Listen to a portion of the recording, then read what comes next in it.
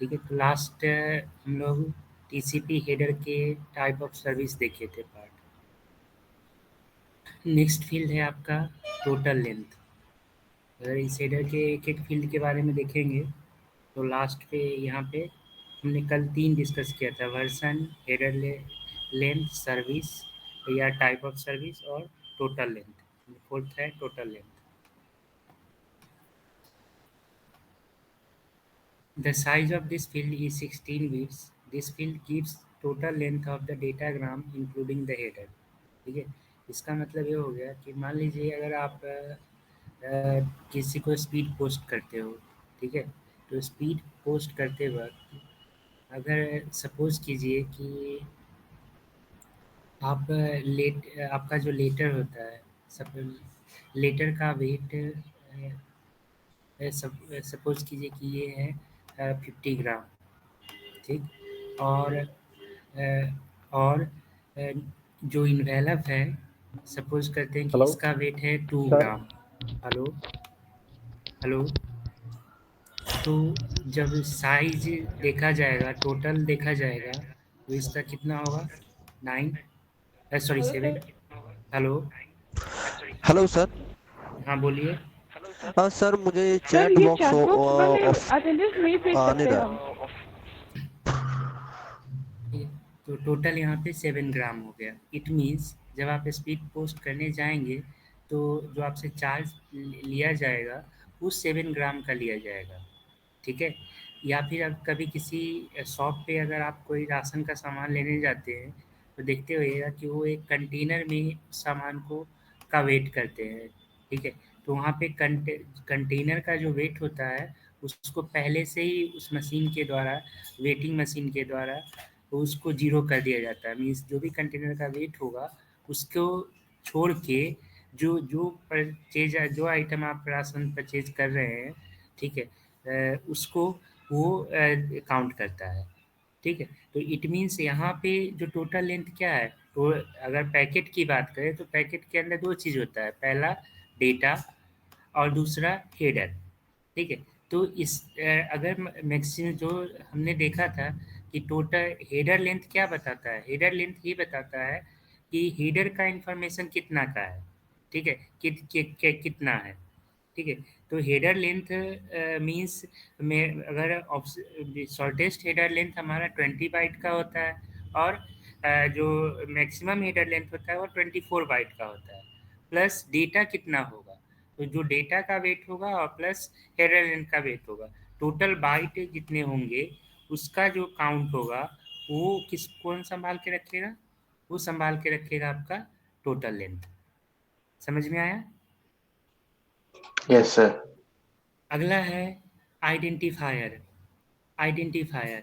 This is 16-bit fields. This field holds a number that is a unique identifier created by the sending node. This number is required when reassembling of fragmented segments are done, which ensures that fragment of one message does not mix with the fragment of other message. ठीक है, आप इसको ऐसे समझें, यहाँ पे एक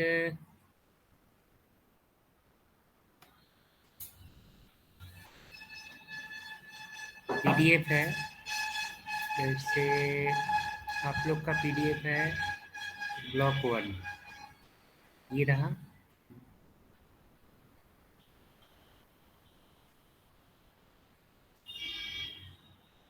block 1 के अंदर सर जो प्लीज चैट पीडीएफ बॉक्स है, ऑन कीजिए।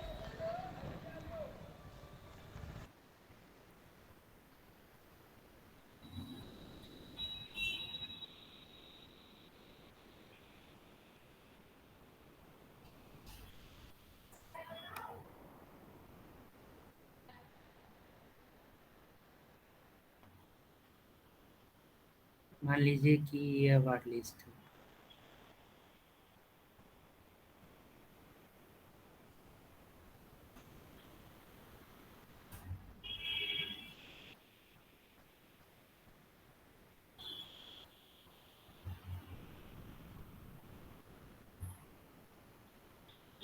ठीक है, ये अवार्ड लिस्ट है आपका प्रैक्टिकल एग्जाम का। ठीक है, इसमें ये हमें स्टूडेंट इवैल्यूएशन डिवीज़न एसईडी से मिलता है जब आप लोग का प्रैक्टिकल एग्ज़ाम लेना होता है, ठीक है? इसमें सारा इन्फॉर्मेशन इग्नू हमें फिल करके देती है और कहती है कि आप अपना डिटेल आप यहाँ पे डाल देना। ये अभी तक हमने एक सिंगल लाइन भी मान के चलिए बस एक ये ऐड किया गया होगा, ठीक है? ये है इतना, इतना हमें देती है इग्नू। इग्नू ये पेज डिज़ाइन की और ये हमको देती है, ठीक है? अब अगर इसको आप सेव कर लोगे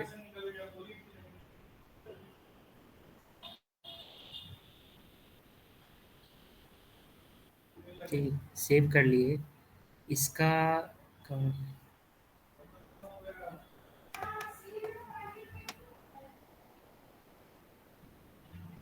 ठीक है। और इसका साइज़ देखिए बता रहे हैं, ठीक है? इसका साइज़ देखिए, इसका साइज़ है 19.2 केबी, ठीक है? मतलब अभी तक ये जो हेडर साइज़ है इसका वो है 19.2 केबी, ठीक? अब अगर इस पे हम कुछ डेटा डालेंगे, यहाँ पे इंफॉर्मेशन डालेंगे, ठीक है? नेम, इनरोलमेंट नंबर, फिर आपने कुछ प्रैक्टिकल क्वेश्चन कितने का किया, वाइवा कितने का किया, तो जब इस पे डेटा डालेंगे तो क्या ये इस पेज का साइज़ बढ़ेगा या घटेगा? बढ़ेगा, ठीक है? तो जब डेटा डालेंगे तभी तो बढ़ेगा, तो डेटाग्राम का मतलब क्या होता है? हेडर प्लस डेटा, ठीक है? हेडर इन्फॉर्मेशन, ये सारा हेडर इन्फॉर्मेशन है, ठीक है? जो हमें बताता है कि हमें क्या ये किस पर्पज़ से हम इस पेज को यूज़ कर रहे हैं, ठीक है? हेडर इन्फॉर्मेशन हमें दे दिया गया है और इसमें हमें इन्फॉर्मेटिव डेटा पुट करना है, राइट? तो ये का जब और सेव करके जब हम इग्नू को वापस इसको भेजेंगे, मेल करते हैं या स्पीड पोस्ट करते हैं, तो ये डेटाग्राम कहलाता है। समझ में आया? समझ में आया? तो डेटाग्राम मतलब हेडर प्लस डेटा। जब भी आप कोई मैसेज भेजते हो ना तो वो message in form of packet travel करता है फ्रॉम सोर्स टू डेस्टिनेशन। मतलब एक जगह से दूसरी जगह आप व्हाट्सएप पे ही मैसेज करते हो तो मैसेज या कहीं भी मैसेज करते हो, किसी भी मैसेंजर से मैसेज करते हो, फ्रॉम एक डिवाइस से दूसरे डिवाइस पे जब मैसेज जाता है तो डेटा वो डेटाग्राम के फॉर्म पैकेट के फॉर्म में जाता है। जहाँ पे पैकेट नॉर्मल वे में हम लोग मैसेज को पैकेट बोला जाता है, किस केस में? आईपी के केस में। और आईपी इंटरनेट प्रोटोकॉल उस पैकेट को डेटाग्राम बोलती है। जहाँ पे डेटाग्राम का मतलब होता है डेटा प्लस हेडर, ठीक है? हेडर का साइज मतलब इस पेज का इसमें जो इंफॉर्मेशन है ये हेडर डेटा है और जब हम इसमें कुछ इंफॉर्मेशन डालेंगे जैसे कोर्स कोड क्या होगा, प्रोग्राम कोड क्या होगा, मैक्सिमम मार्क्स कितना होगा, ईयर ऑफ एग्ज़ाम क्या होगा, कौन कौन स्टूडेंट अपीयर हो रहे हैं एग्ज़ाम में, उनका नाम क्या है, उनका कितने वाइवा में कितने मार्क्स है, उनको प्रैक्टिकल एग्ज़ाम में कितने मार्क्स आए, ठीक है? टोटल कितना हुआ, ये सारा इन्फॉर्मेशन फिर कौन सा सिग्ने इवैल्यूएटर है, कौन सा कोऑर्डिनेटर है, जब डालेंगे तो ये कंप्लीट जब फीड होगा, सेव होगा data, that is called datagram. समझ में आया?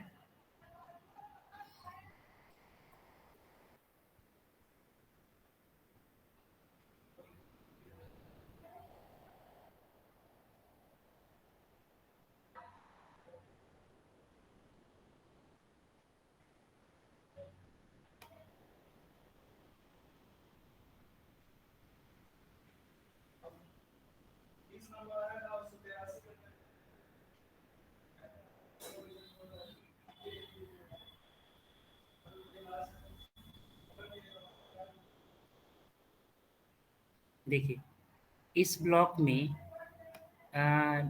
ब्लॉक जब मान लीजिए एमसीएस 11 का ब्लॉक है, ब्लॉक 3, इसमें कितने यूनिट है पढ़ना? 4 है, ठीक है? 4 है। और अभी आप लोग का जो हम पीडीएफ डाउनलोड किए हैं ब्लॉक 1 टीसीपी/आईपी, इसमें कितने पढ़ने हैं? कितने पढ़ने हैं? 4 पढ़ना था, 4। 4 4 पढ़ना है, ठीक है? लेकिन इस वाले पीडीएफ में और इस वाले पीडीएफ में कुछ अंतर दिख रहा है?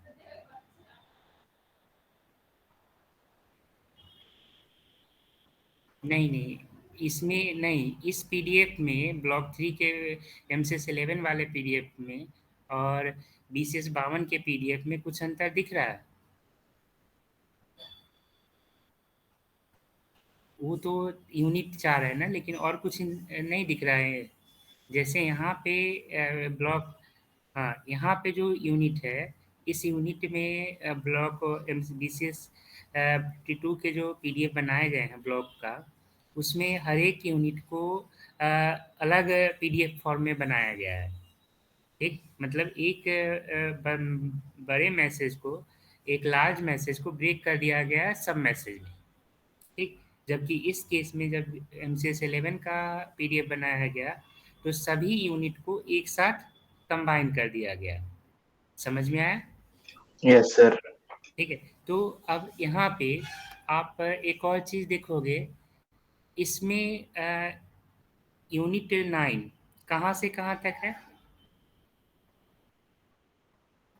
5 से 19 तक। यूनिट 10 कहाँ से स्टार्ट होगा?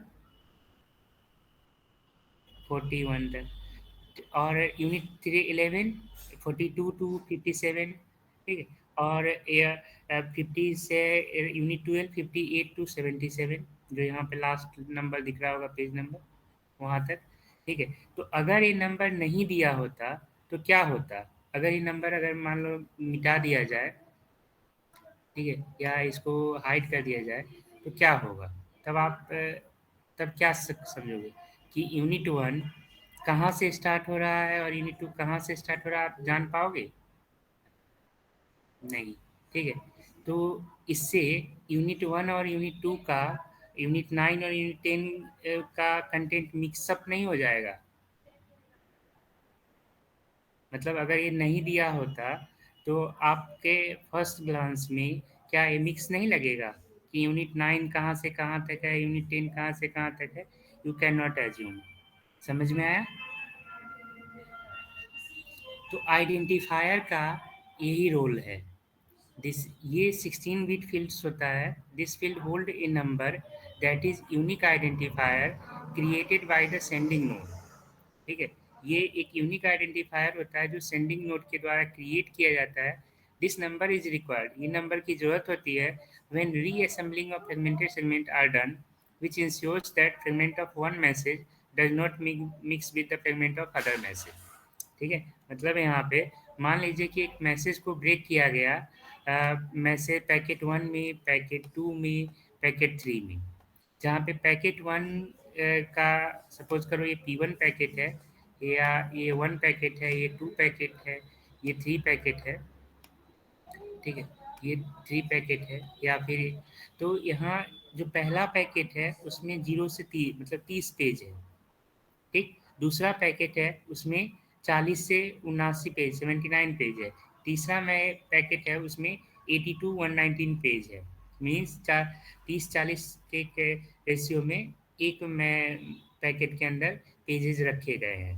तो यहाँ आइडेंटिफायर बताता है कि आपका, पहले तो ये देखा है कि कितने पैकेट हैं। जैसे यहाँ पे बताया कि इस ब्लॉक में कितने यूनिट है, तो ये बता दिया गया। और उसको आइडेंटिफायर से बताया गया कि यहाँ पे यूनिट 1 का आइडेंटिफायर है कि आप यूनिट 9 जब पढ़ने जाओगे तो आप 5 से स्टार्ट करोगे और 19 तक पढ़ोगे। यूनिट 10 जब पढ़ने जाओगे तो 20 से स्टार्ट करोगे, 41 तक जाओगे। मतलब आप मिक्स नहीं करोगे यूनिट 9 को यूनिट 10 से। ये number as a identifier work कर रहा है, जो आपको गाइड कर रहा है कि यूनिट 9 के कंटेंट यूनिट 10 के कंटेंट से मिक्स ना हो। समझ में आया? समझ में आया? तो इसी तरीके से जब मैसेज भेजा जाता है, तो मैसेज, जब एक मैसेज को ब्रेक किया जाता है पैकेट के फॉर्म में, ठीक है, तो वहाँ पे पैकेट डिफरेंट पाथ से जा सकते हैं। तो उस समय एक मैसेज का कंटेंट दूसरे से मिक्स नहीं हो, इसलिए सेंडिंग मशीन आइडेंटिफायर को यूज़ करता है, उस पर रीनेम कर देता है जिससे कि भेजा जा सके from source to destination.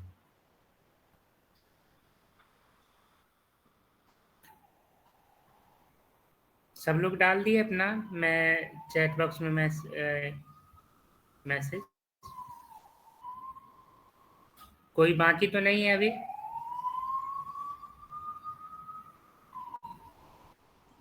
Sir मैं बाकी हूँ, अभी मैंने डाला नहीं। हाँ ठीक है, जल्दी डालिए।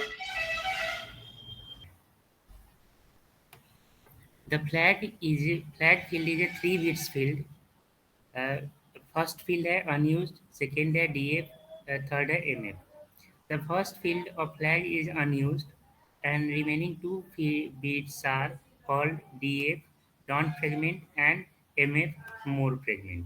मतलब फ्लैग फील्ड के अंदर फ्लैग का जो साइज है वो 3 बिट्स का है, और इसके अंदर जो पहला बिट्स है वो अनयूज्ड या रिजर्व पर्पस के लिए रखा गया है, दूसरा बीट है DF मतलब डॉन फ्रेगमेंट, और तीसरा बीट्स है जो है MF, मोर फ्रेगमेंट। क्या मतलब हुआ इसका? मान लीजिए कि जो ये पीडीएफ का जैसे ये इस पीडीएफ सॉफ्टवेयर जो पीडीएफ क्रिएटर सॉफ्टवेयर होंगे, ठीक है, तो पीडीएफ क्रिएटर सॉफ्टवेयर में जब ब्लॉक 3 का पीडीएफ बनाया जा रहा होगा, जैसे कि आप असाइनमेंट को आप अगर ऑनलाइन अपलोड करते हो मेरिट के सर साइट पे जाके, या फिर इग्नू के आरसी के साइट पे जाके अपलोड करते हो, तो ऑप्शन आपके पास है। मान लो आप बीसीएस 51 का असाइनमेंट से दे रहे हो, बीसीएस 52 का असाइनमेंट दे रहे हो, बीसीएस 53 का असाइनमेंट दे रहे हो, ठीक है, तो एक ऑप्शन ये होता है कि एक स्टूडेंट है और वो अगर 5 या सातों या सभी असाइनमेंट जमा कर रहा है, तो एक ही बार में वो सारा असाइनमेंट सारे पेपर का बना के अपलोड कर दे। या दूसरा ऑप्शन ये होता होता है कि वो अलग अलग कोर्स कोड का असाइनमेंट का पीडीएफ बनाए और उसको से जितना पीडीएफ होगा, उतना असाइनमेंट का पीडीएफ होगा, उतनी बार उसको अपलोड करना होगा। अभी तक तो यही प्रोसेस है कि आपको अगर 6 पेपर है तो 6 असाइनमेंट बनाने होंगे, और 6 असाइनमेंट का 6 पीडीएफ बना के इग्नू आरसी के साइट पे या फिर मेरिट के साइट पे जाके अपलोड करने होते हैं, ठीक है। तो यहाँ पे भी वही कंडीशन है कि अगर पीडीएफ का क्रिएटर का जो सॉफ्टवेयर है, वो पीडीएफ क्रिएटर का सॉफ्टवेयर हर एक ही यूनिट को एक ब्लॉक के सभी यूनिट को एक ही पीडीएफ में रख रहा है, मतलब इसमें इसके फ्रेगमेंट नहीं बनाए जा रहे हैं। जबकि इस केस में क्या देख रहे हैं, बीसीएस 51 का को जब बीसीएस 52 का जो पीडीएफ बनाया गया, ठीक है, ब्लॉक 1 का पीडीएफ बनाया गया, तो यहाँ पे मोर फ्रेगमेंट ऑप्शन सेलेक्ट किया गया, ठीक है, मतलब ये पीडीएफ क्रिएटर सॉफ्टवेयर मोर फ्रेगमेंट ऑप्शन को सेलेक्ट किया, ठीक है। ये इससे क्या हुआ कि एक ब्लॉक के अंदर 4 यूनिट है, तो 4 यूनिट के अलग अलग पीडीएफ बना दिए गए, ठीक है। या फिर आप देखते होंगे कि कभी आप एक्सेल का जैसे पीडीएफ आप यहाँ यहीं से जाके देखो, एक मैं प्रैक्टिकल एग्जांपल आपको दिखाता हूँ।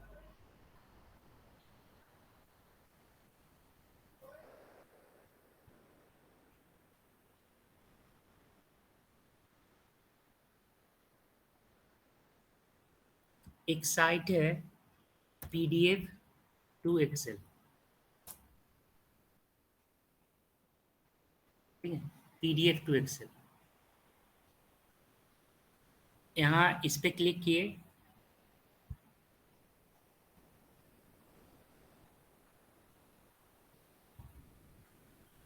ठीक है, और अभी हम चलते हैं मेरिट के वेबसाइट पे,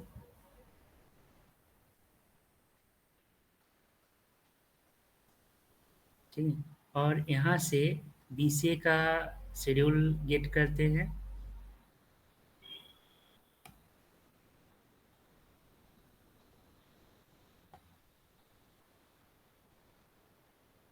बीसीए फिफ्थ सेम शेड्यूल, ठीक है, यहाँ से शेड्यूल उठाए,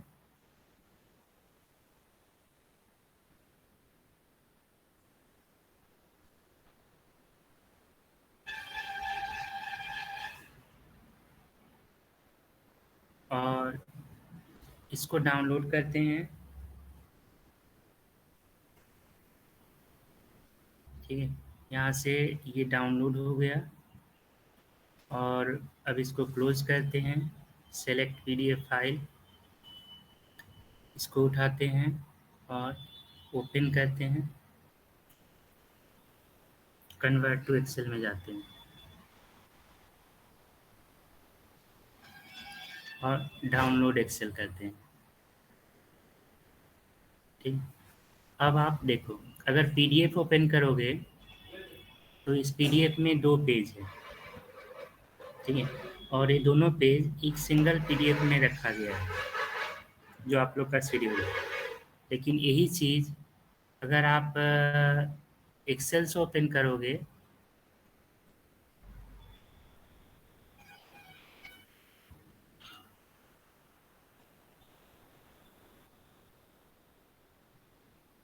ठीक है, ठीक, तो एक्सेल से ओपन करोगे तो यहाँ पे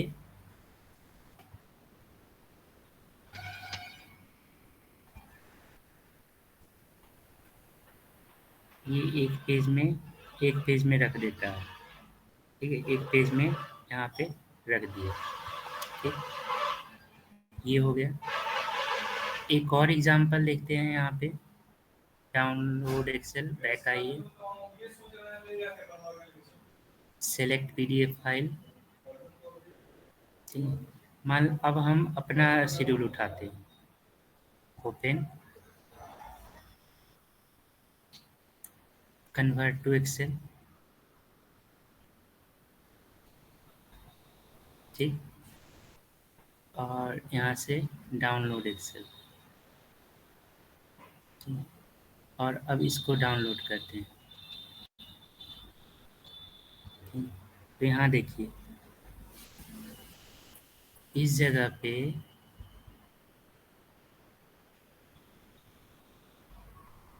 डाउनलोड्स में जाएंगे, यहाँ आपका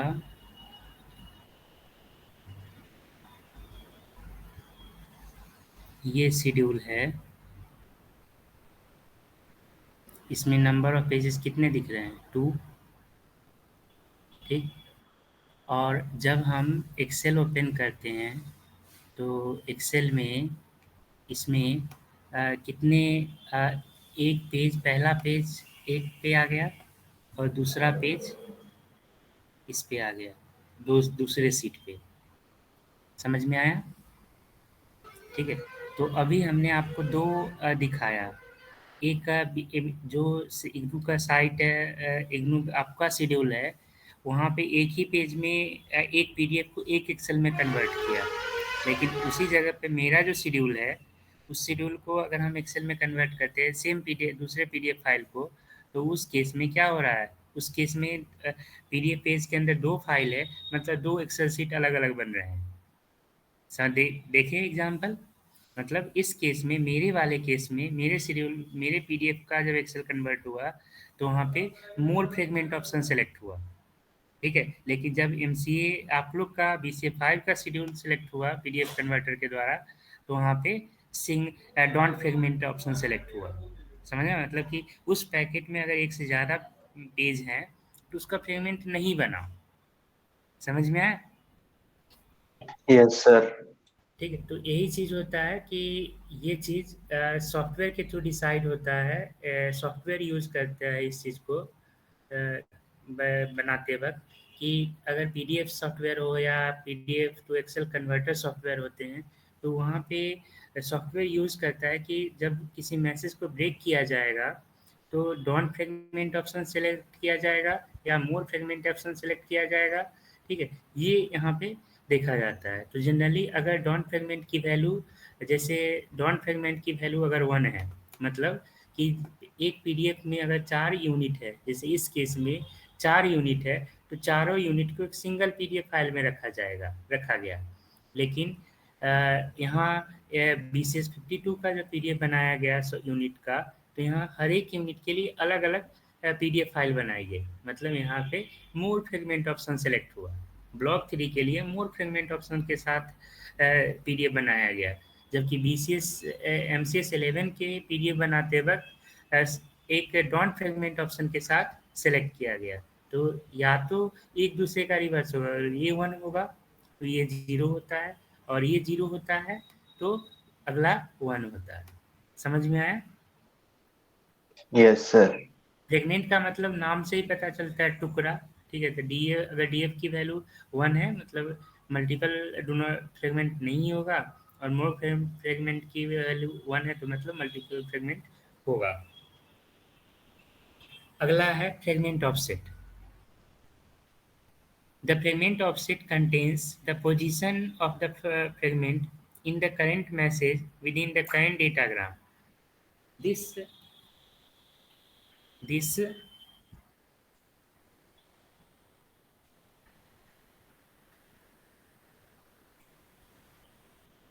helps IP to reassemble the packet at the destination node. The size of field is 13 bits. Fragment offset का मतलब ये हो गया कि मान लीजिए पहला फ्रेगमेंट, ये फ्रेगमेंट यूनिट 9 है। अगर हम यहाँ से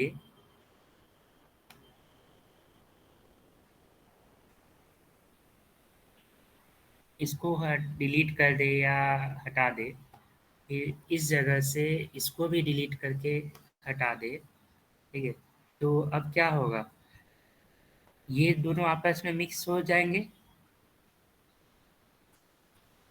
ठीक है, तो फिर यहाँ यूनिट 9 और स्ट्रक्चर एंड यूनियन ये हेडिंग हो गया, ठीक है, और पॉइंटर्स एक हेडिंग हो गया। तो यहाँ दो मैसेज है, एक स्ट्रक्चर एंड यूनियन का मैसेज है या पैकेट है, और दूसरा पॉइंटर का पैकेट है। ठीक है, तो पॉइंटर के पैकेट के अंदर 20 to 41 लगभग 21 पेज है, और स्ट्रक्चर एंड यूनियन के अंदर लगभग 15 पेज है। ठीक है, तो यहाँ 15 इस फर्स्ट 15 पेज का के लिए यूनिट 1 फ्रेगमेंट ऑफसेट बनाया गया। ठीक है, और आइडेंटिफायर दे दिया गया वहाँ पे 5, और यूनिट 10 जो है वो सेकेंड फ्रेगमेंट ऑफसेट है जो कि पॉइंटर के लिए यूज होगा, और उसका आइडेंटिफायर है 20। समझ में आया?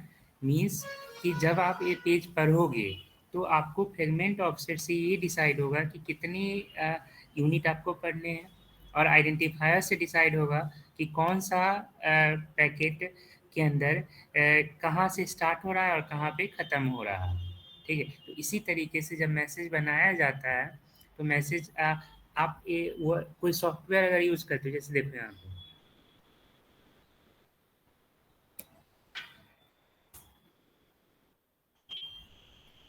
जैसे नोटपैड, अगर हम नोटपैड की बात करें यहाँ पे, और हम यहाँ पे कुछ टाइप करते हैं, ठीक है, तो देखो यहाँ बाय डिफ़ॉल्ट लाइन ब्रेक नहीं किया ना, ठीक है, लाइन ब्रेक नहीं किया। अब इसी जगह पे अगर इसको हम सिलेक्ट करते हैं और वर्ड रैप कर देते हैं, अगर वर्ड रैप ऑप्शन से जाते हैं तो देखें ये लाइन ऑटो ब्रेक कर दिया। मतलब यहाँ पे क्या है, वर्ड रैप ऑप्शन है, अगर इस वर्ड रैप ऑप्शन यूज हो रखा है, वर्ड रैप ऑप्शन अगर ऑन होगा तो इसका मतलब कि लाइन ऑटो लाइन नहीं आएगा, मतलब इस पेज के हिसाब से लाइन नहीं है। इसका जो साइज होगा, अगर इस साइज को यहाँ से इसको घटा दोगे बढ़ा दोगे, ठीक, और अब इसको सेलेक्ट करो और फॉन्ट में जाके वर्ड रैप ऑप्शन सेलेक्ट कर लो, तो देखो यहाँ से अब जैसे जैसे इसके साइज को घटाओगे ये अपने आप पेज लाइन नंबर बढ़ाता जाएगा। समझ में आया?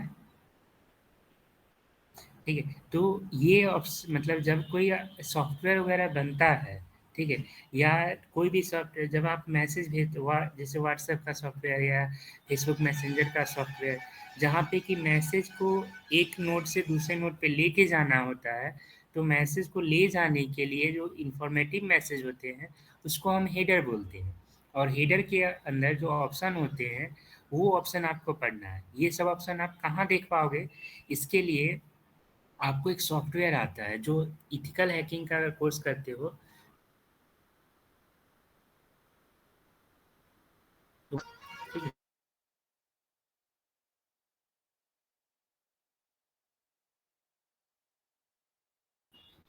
ठीक है, वायर शार्क टूल, ये क्या है देखिए यहाँ, wire shark is a network protocol analyser और application that captures packet from network connection such as from your computer to your home office, or the internet. Packet is a name given to a discrete unit of data in a typical Ethernet network. Wireshark is most often used packet sniffer in the world. समझ में आया? मतलब जब इससे आपको समझ में आ गया होगा, ठीक है, डेटा भेजते हैं तो हमारा डेटा मतलब मैसेज TCP/IP प्रोटोकॉल के द्वारा इन फॉर्म ऑफ पैकेट, और उस पैकेट को ले जाने का काम करता है आपका आईपी। मतलब आईपी एक ड्राइवर है जो जब मेहरौली टर्मिनल से या किसी भी टर्मिनल से आप बस पकड़ते हो तो आपको डिफरेंट डिफरेंट बस स्टॉप पे, किसी को लाडोसराय में, किसी को कुतुब मीनार में, किसी को मालवीय नगर में, किसी को साकेत में छोड़ने का काम करता है। अलग अलग पैकेट मैसेज डेस्टिनेशन पे ड्रॉप करने का काम करता है। ठीक है, तो कौन कहाँ उतर रहा है, मान लो आपने 5 बस ट्रैवल कर रहे हो, 5 का टिकट कटाया और 10 के डेस्टिनेशन, 10 रुपये का जो डेस्टिनेशन है, 6-7 किलोमीटर से ज़्यादा, 10 किलोमीटर आप ट्रैवल कर लेते हो, तो उसको ट्रैक करने के लिए टीसी अलग से रखा गया है बस के केस में, रियल लाइफ में। वैसे ही यहाँ पे आपको वायरशार्क नाम का सॉफ्टवेयर है, नेटवर्क प्रोटोकॉल एनालाइजर टूल्स है। इस टूल्स को बनाया ही गया है ताकि आप जो मैसेज नेटवर्क में जा रहे हैं उसको प्रॉपर्ली एनालाइज किया जा सके। ठीक है, प्रॉपर्ली एनालाइज क्यों करना होता है? क्योंकि अगर कोई मैसेज आपने भेजा, वो मैसेज पहुंचा या नहीं पहुंचा, वो आप चेक करते हो ना। ठीक है, तो वो चेक कैसे करोगे? वो चेक करने के लिए एक सॉफ्टवेयर बनाया गया, और ये सॉफ्टवेयर का बेस क्या है? ये बेस है आपका टीसीपी हेडर का ये सेगमेंट। समझ में आया कि हम इसको क्यों पढ़ रहे हैं? समझ आया?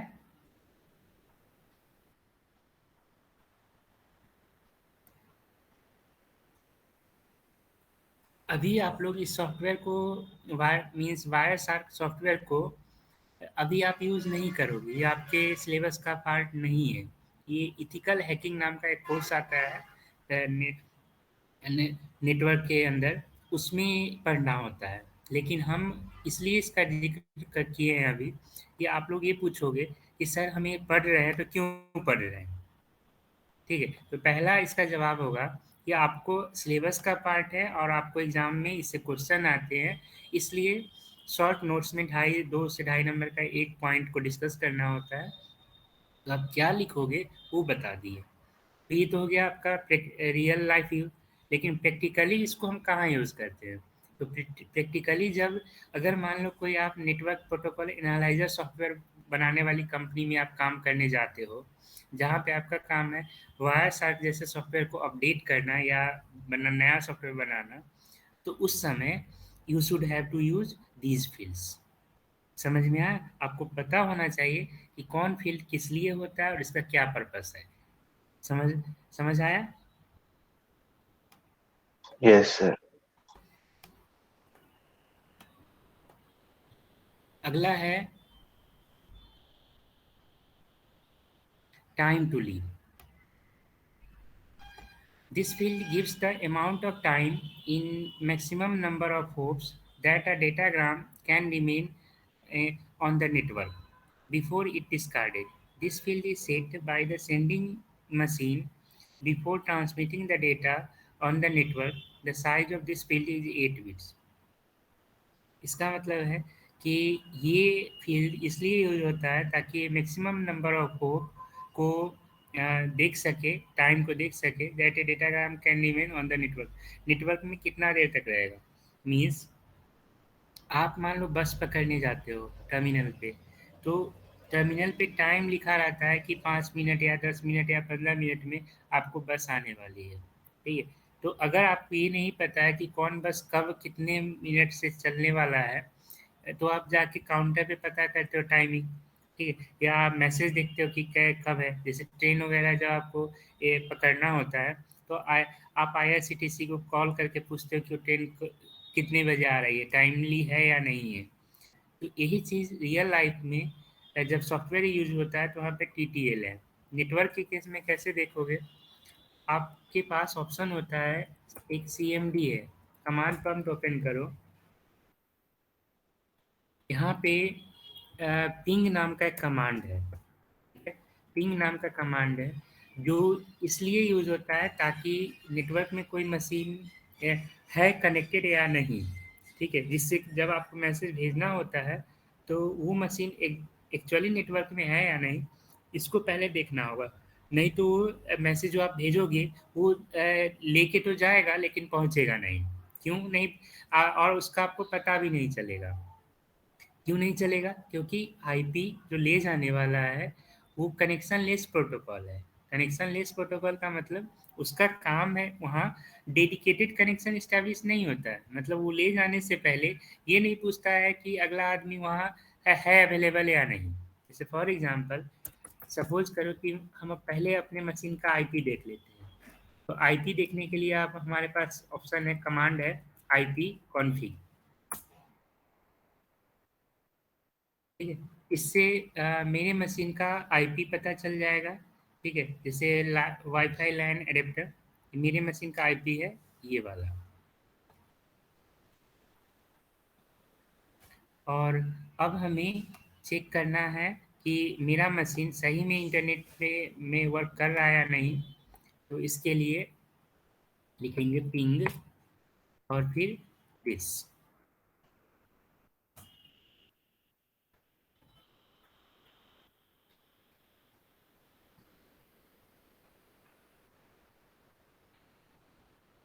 ठीक है? तो यहाँ से दिख गया। अब सेम केस देखिए, अगर हम 112 की जगह अगर हम 110 कर देते हैं आईपी, मतलब किसी दूसरे मशीन का आईपी देखते हैं, फिर देखते हैं तो देखिए अब क्या होता है।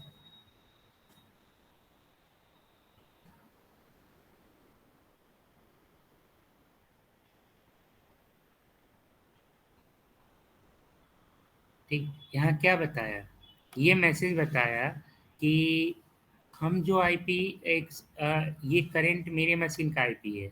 इस मशीन से हम चेक किए कि क्या मेरे नेटवर्क में, जो मेरा नेटवर्क है ये है,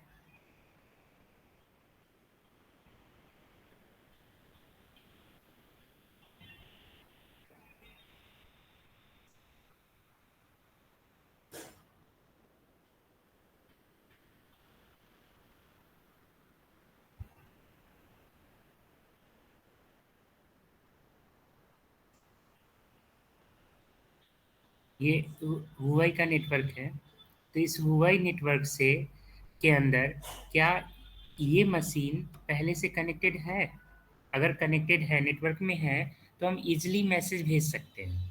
लेकिन अगर कनेक्टेड नहीं होगा तो हम नहीं भेज पाएंगे, ठीक है?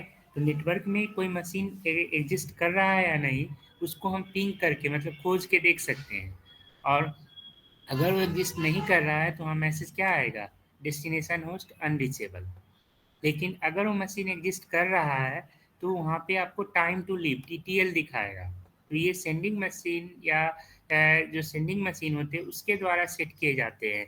और ऐसा नहीं कि आप किसी एक ही मशीन का, किसी का भी आप देख सकते हो। लेट से पिंग करते हो www.google.co.in, इसको पिंग करो,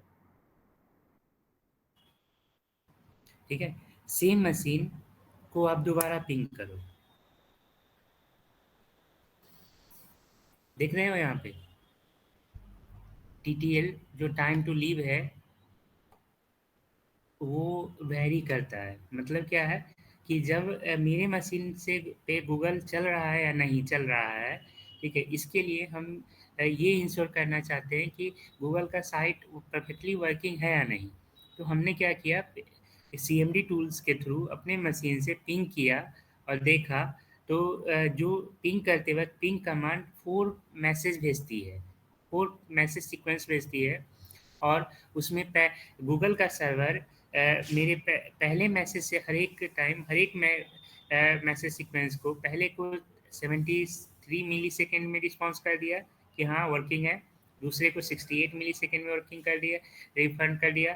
तीसरे को 81, चौथे को 77, ठीक है? तो इस तरीके से जितनी बार आप किसी भी वेबसाइट को नेटवर्क में चेक कर सकते हो। और वो जो जब हम मैसेज भेजते हैं खोजने के लिए तो रिस्पॉन्स करता है, तो वहाँ पे उसको वो खोजते वक्त हमारे मशीन से जो मैसेज गया है वो मैसेज नेटवर्क में कितने देर के लिए रहेगा, टीटी कौन डिसाइड करता है, टीटीएल डिसाइड करता है, टाइम टू लीव डिसाइड करता है। मतलब नेटवर्क में वो आपको इतने मिली सेकेंड तक वो वेट करेगा, अगर उसमें रिप्लाई मिल गया दैट्स ओके, वर्किंग नेटवर्क में है वो मशीन, अदरवाइज नहीं है। समझ आया?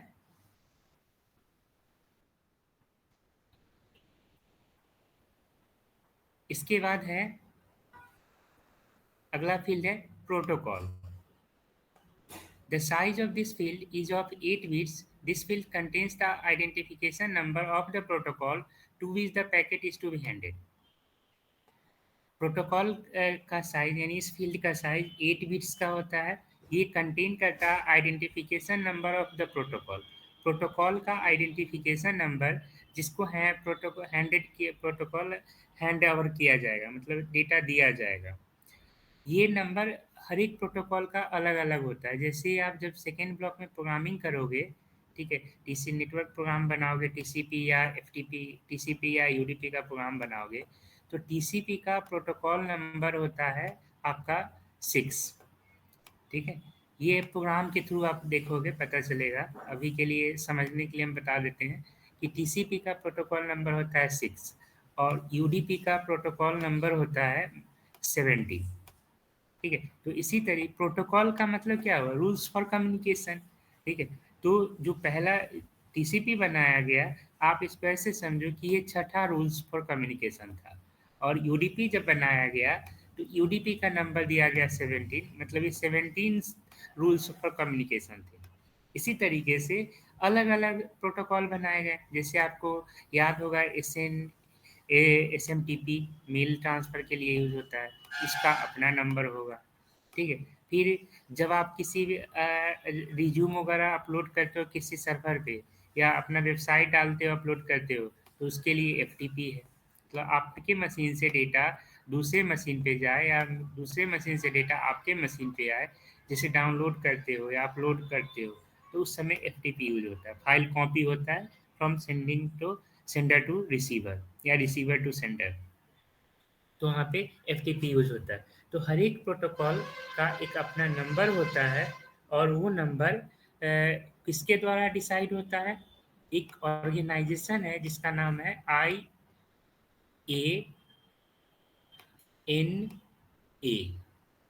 इंटरनेट असाइन नेमिंग अथॉरिटी, ठीक है। ये एक संस्था है, ऑर्गेनाइजेशन है IANA, internet assign naming authority. इसके द्वारा डिसाइड होता है कि किस प्रोटोकॉल को कौन सा नंबर दिया गया है, ठीक है। और इससे जब क्योंकि हर एक इन सब इसमें से जो भी प्रोटोकॉल आप यूज करोगे, ठीक है, तो एक क्लाइंट होगा दूसरा सॉफ्टवेयर होगा।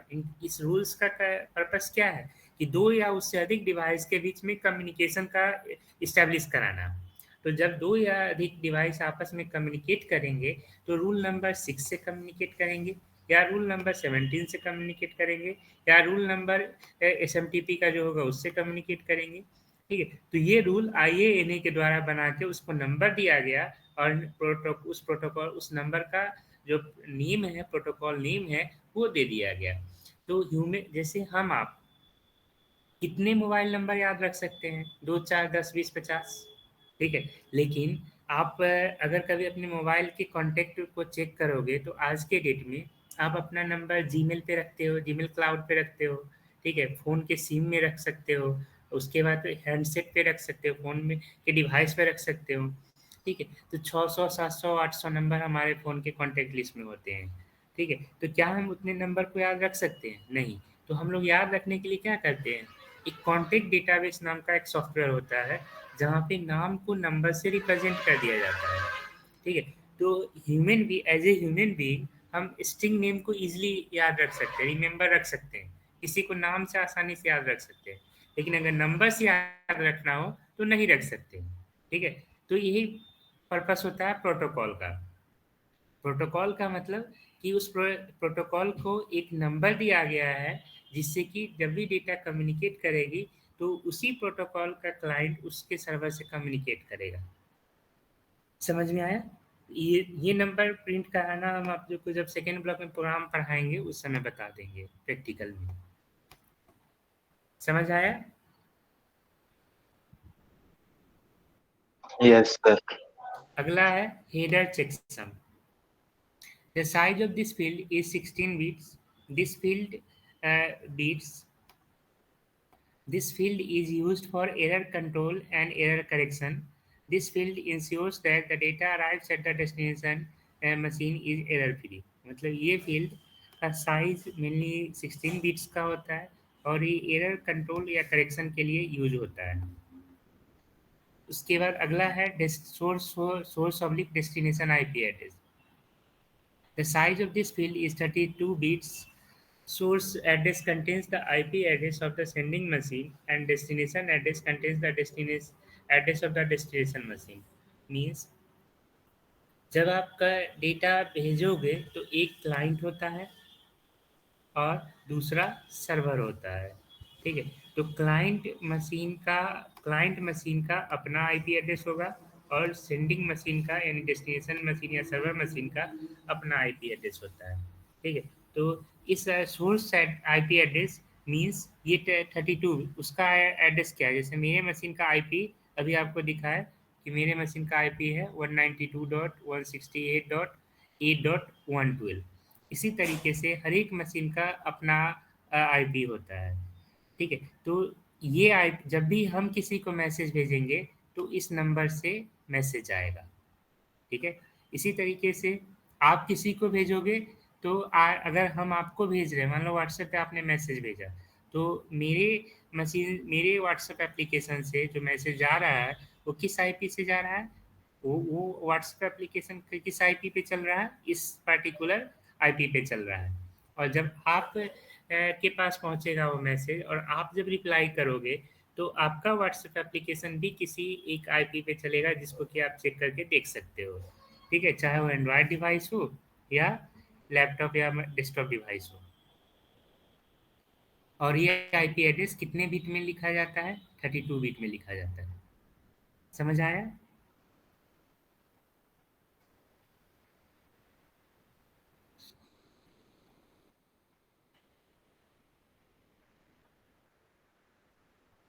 हाँ हाँ, आप IPv4 भी देख सकते हो, उसके लिए थोड़ा ट्रिक यूज करना होता है। ट्रिक ये है कि एक कमांड है आपका nslookup, ठीक है, nslookup इसको चलाओ और यहाँ पे लिख दो पिंग www.google.co.in। इससे उसका IPv6 एड्रेस भी दिख जाता है और IPv4 एड्रेस भी दिख जाता है। अब यहाँ से इसको कॉपी कर लो, ठीक है, और यहाँ से एग्जिट हो जाओ और अब इस पे पिंग करके देखो।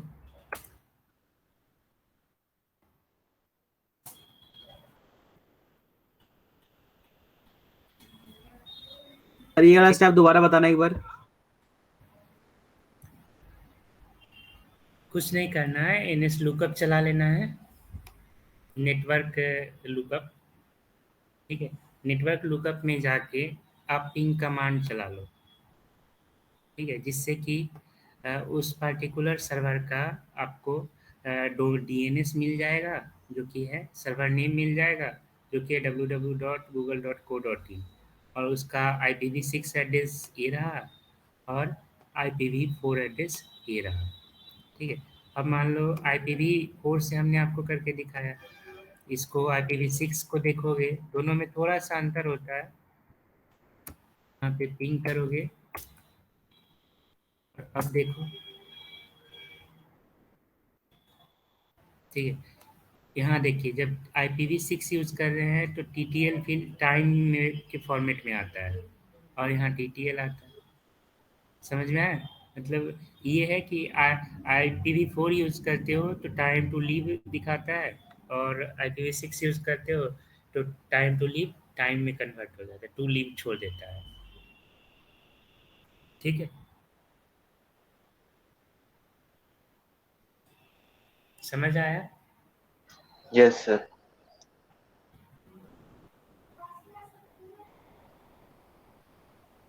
सभी लोग डाल दिए मैसेज?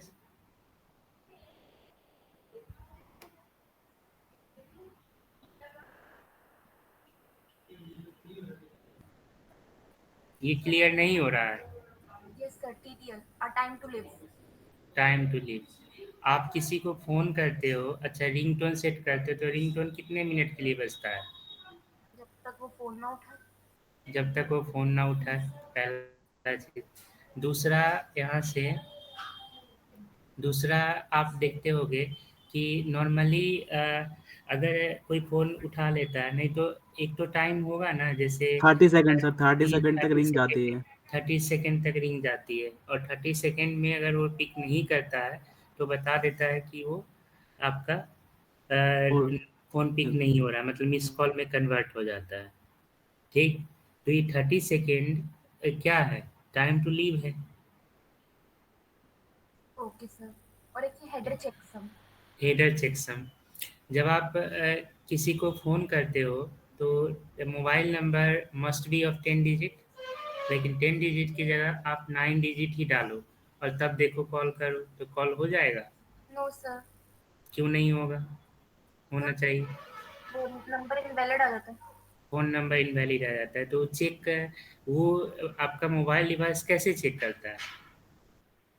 मोबाइल डिवाइस देखता है कि जो मोबाइल नंबर आप इंटर कर रहे हो, क्या वो 6 डिजिट का है या नहीं। ठीक है? जैसे टोल फ्री नंबर अगर देखोगे, ऐसा तो रूल है नहीं कि 6 डिजिट का नहीं होना चाहिए या 4 डिजिट का नहीं होना चाहिए या 10 डिजिट का नहीं ही होना चाहिए। टोल फ्री नंबर तो 4 डिजिट का भी होता है। ठीक है? तो कैसे 4 डिजिट पे कॉल कर लेता है टोल फ्री नंबर पे? ठीक है? तो ऐसा तो कहीं रूल नहीं है कि, तो फिर आपका डिवाइस कैसे चेक करता है कि ये नंबर टोल फ्री नंबर है जो 4 डिजिट का वैलिड नंबर है, और ये अगर 9 डिजिट आप डाल रहे हो या 8 डिजिट डाल रहे हो तो ये वैलिड इनवैलिड नंबर है। तो ये चेक करने का रिस्पॉन्सिबिलिटी जो मोबाइल डिवाइस यूज़ करती है कि वैलिड है या वैलिड है, वो क्या है, करेक्शन चेक कर रहा है। ठीक है? तो ये वहाँ पे इसको आप हेडर सेक्शन के रूप में समझो। समझ में आया? Yes sir.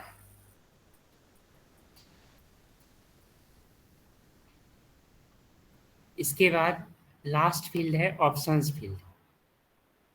The option field is optional. ये ऑप्शनल फील्ड होता है। It is composed of several codes variable length. ये सेवरल कोड के वेरिएबल लेंथ के बने होते हैं, मतलब यहाँ पे सेवरल कोड्स होते हैं। All option are controlled by a byte that is usually divided into 3 field. First है 1 bit copy flag, 1 bit copy flag. Second है 2 बिट क्लास, और थर्ड फील्ड है 5 बिट ऑप्शन नंबर।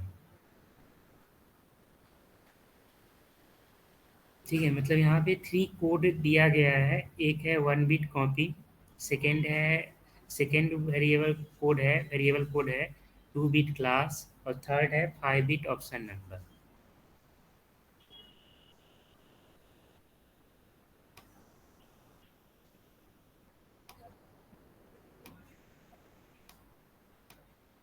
ठीक, 5 बिट ऑप्शन नंबर। यहाँ पे पहला है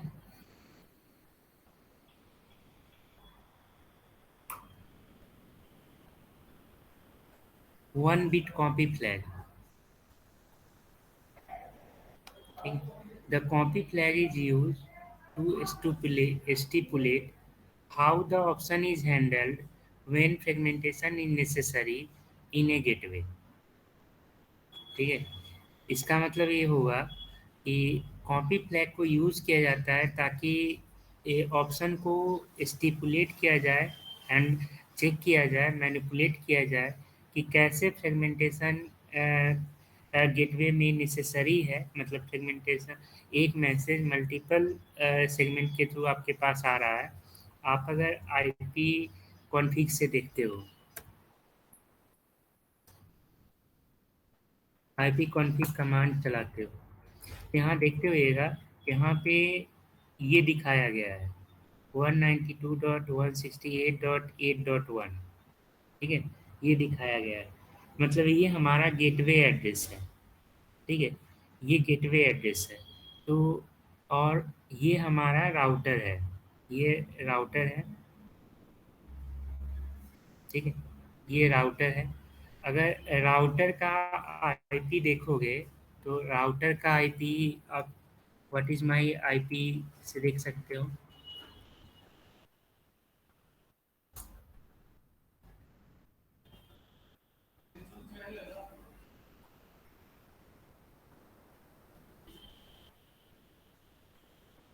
ठीक है, यहाँ से राउटर का IPv4 और IPv6 आपको दोनों दिख गया, ठीक है।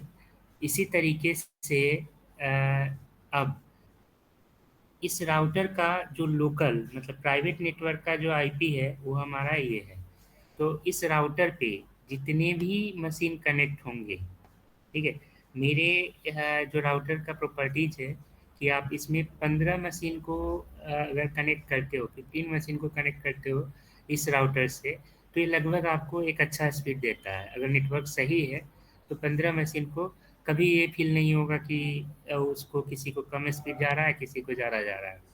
15 से जब ज़्यादा होगा तब इसके स्पीड में थोड़ा अंतर आता है, ठीक है, नेटवर्क में। और यहाँ पे जो उन 15 मशीन का या 12 मशीन का जो आईपी एड्रेस स्टार्ट होगा, तो किसी जो पहला 3 फील्ड होगा, आप कभी भी नोटिस करके देखिएगा, जो आपका गेटवे का एड्रेस होता है, उसका गेटवे का एड्रेस का पहला गेटवे एड्रेस मतलब ये स्टार्टिंग एड्रेस है। अब इस एड्रेस के बाद इस गेटवे से जो भी नेटवर्क में मशीन इन होगा, मतलब नेटवर्क में, इस नेटवर्क में कनेक्ट होगा, ठीक है, उसको इसके बाद वो इसी सीरीज का नंबर असाइन किया जाएगा इसको छोड़ के, ठीक है। किसी को 192.168.8.12 नंबर मिल जाएगा, किसी को 10 मिल जाएगा, किसी को 12 मिल जाएगा, किसी को 112 मिल जाएगा, ठीक है। तो ये डायनामिक, इसको सेट करने का काम, ये आईपी सेट करने का काम किसका होता है? डीएचसीपी का। और जब हम मान लीजिए इस मशीन से किसी को मैसेज भेजते हैं, तो मैसेज तो हमेशा in form of datagram travel करेगा from one network to another network. और जब डेटाग्राम ट्रेवल करेगा तो डेटाग्राम को हम क्या बोलते हैं? पैकेट। और पैकेट हमेशा क्या होता है? फ्रेगमेंट के फॉर्म में जाता है, ठीक है। तो पैकेट फ्रेगमेंट एक फ्रेगमेंट से दूसरे फ्रेगमेंट में मिक्स नहीं हो, उसके लिए बहुत सारे टेक्निक आप अभी पढ़ रखे हो। फ्रेगमेंट ऑफसेट ऑप्शन है, उसको सेट किया जाता है पैकेट हेडर के अंदर, या आइडेंटिफायर है, उसको सेट किया जाता है। तो ये चीज़ 1 बिट कॉपी फ्लैग से बताया, कंट्रोल किया जाता है कि फ्रेगमेंटेशन नेसेसरी है या नहीं। इस ऑप्शनल फील्ड का यूज़ क्या है कि अगर मैसेज को ब्रेक किया जाएगा, हमने अभी आपको एक एक्सेल का 2 एक्सेल का एग्जांपल बताया कि अगर आपके बीसीए 5th का शेड्यूल हम जब PDF converter software, PDF to Excel converter software से कन्वर्ट किए, तो आपके बीसीए वाले 5th वाले शेड्यूल पे भी 2 पेज थे और मेरे शेड्यूल पे भी 2 पेज थे। लेकिन आपके वाले सॉफ्टवेयर पे बीसीए 5 के शेड्यूल वाले एक्सेल फाइल, पीडीएफ फाइल को वो एक सिंगल एक्सेल में कन्वर्ट करके दिया, और मेरे वाले पीडीएफ, मेरे शेड्यूल के पीडीएफ को वो 2 एक्सेल फाइल में कन्वर्ट करके दिया, ठीक है। मतलब मेरे में फ्रेगमेंटेशन नेसेसरी था, लेकिन बीसीए 5 वाले शेड्यूल में फ्रेगमेंटेशन नेसेसरी नहीं था। तो ये डिसाइड कैसे करेगा पीडीएफ सॉफ्टवेयर? ये डिसाइड करता है कि जिस समय पीडीएफ बनाया गया होगा, एक्सेल का, एक्सेल को अपलोड किया गया होगा पीडीएफ के फॉर्म में मेरिट के सर्वर पे, ठीक है, या आरसी के वेबसाइट के सर्वर पे, तो कौन से सॉफ्टवेयर से बनाया गया होगा, तो उनके सॉफ्टवेयर पे फ्रेगमेंटेशन ऑप्शन को, मतलब उनके केस में डीएफ को 0, डीएफ को 1 रखा गया होगा। जबकि मेरे, हम जब कन्वर्ट कर रहे हैं तो मेरा कन्वर्टर सॉफ्टवेयर वेबसाइट है ये वाला, ठीक है, मेरे कन्वर्टर्स वेबसाइट है ये वाला, ठीक है। तो ये क्या कर रहा है? ये सॉफ्टवेयर एमएफ को 1 करके बनाया गया है, ठीक है। तो फ्रेगमेंटेशन नेसेसरी, इस केस से अगर आप कन्वर्ट करते हो मेरे वाले पीडीएफ को, तो वहाँ पे या फिर वो लोग ऐसा बना के दिए होंगे कि जब भी इसको वापस कन्वर्ट किया जाए तो फ्रेगमेंट में बनाया जाए। तो फ्रेगमेंटेशन नेसेसरी है या नहीं, ठीक है, वो किसके द्वारा हैंडल किया जाएगा? इस फील्ड के कॉपी द्वारा। फ्लैग। कॉपी फ्लैग के द्वारा हैंडल किया जाएगा। When the bit is set to 0, option should be copied to the first datagram but not subsequent one। ठीक है, मतलब कॉपी फ्लैग ये दिखाता है कि अगर यहाँ पे इसकी वैल्यू 0 है तो ऑप्शन कॉपी होगा पहले डेटाग्राम में लेकिन आगे नहीं होगा। इसको आप ऐसे समझ सकते हो लिटरल एग्जांपल के थ्रू। देखो यहाँ पे आपका यूनिट 1 है,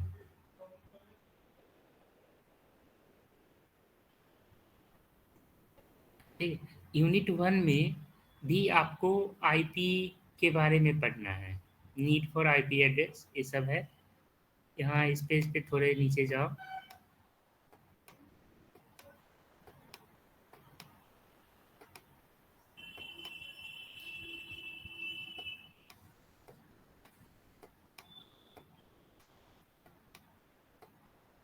और यहाँ भी आपको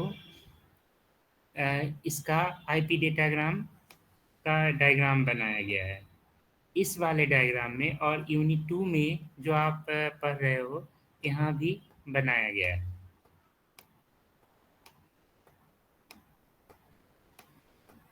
ठीक है, यहाँ भी बनाया गया है। तो अब इस केस को देखो, ये जो आपका सेट कह रहा है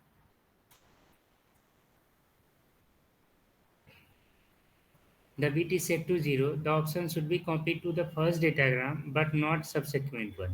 means कि अगर आप वन कॉपी फ्लैग की वैल्यू 0 सेट कर देते हैं, इसका मतलब कि यूनिट 1 पे अगर आपने ये डायग्राम बना दिया है, ठीक है, ये डायग्राम बना दिया है, ठीक है, इस डायग्राम को आपने बना लिया है, तो अब आगे इस डायग्राम को नहीं बनाना है, नहीं बनाना है। सो ठीक है, इस डायग्राम को आपको नहीं बनाना है, copy to the first diagram but not subsequent one.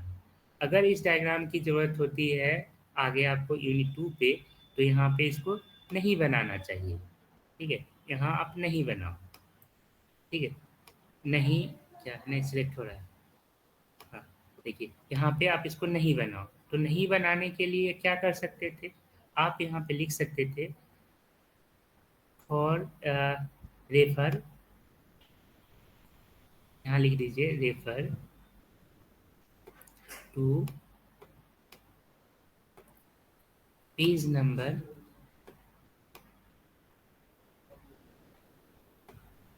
Page number कौन सा है इसका,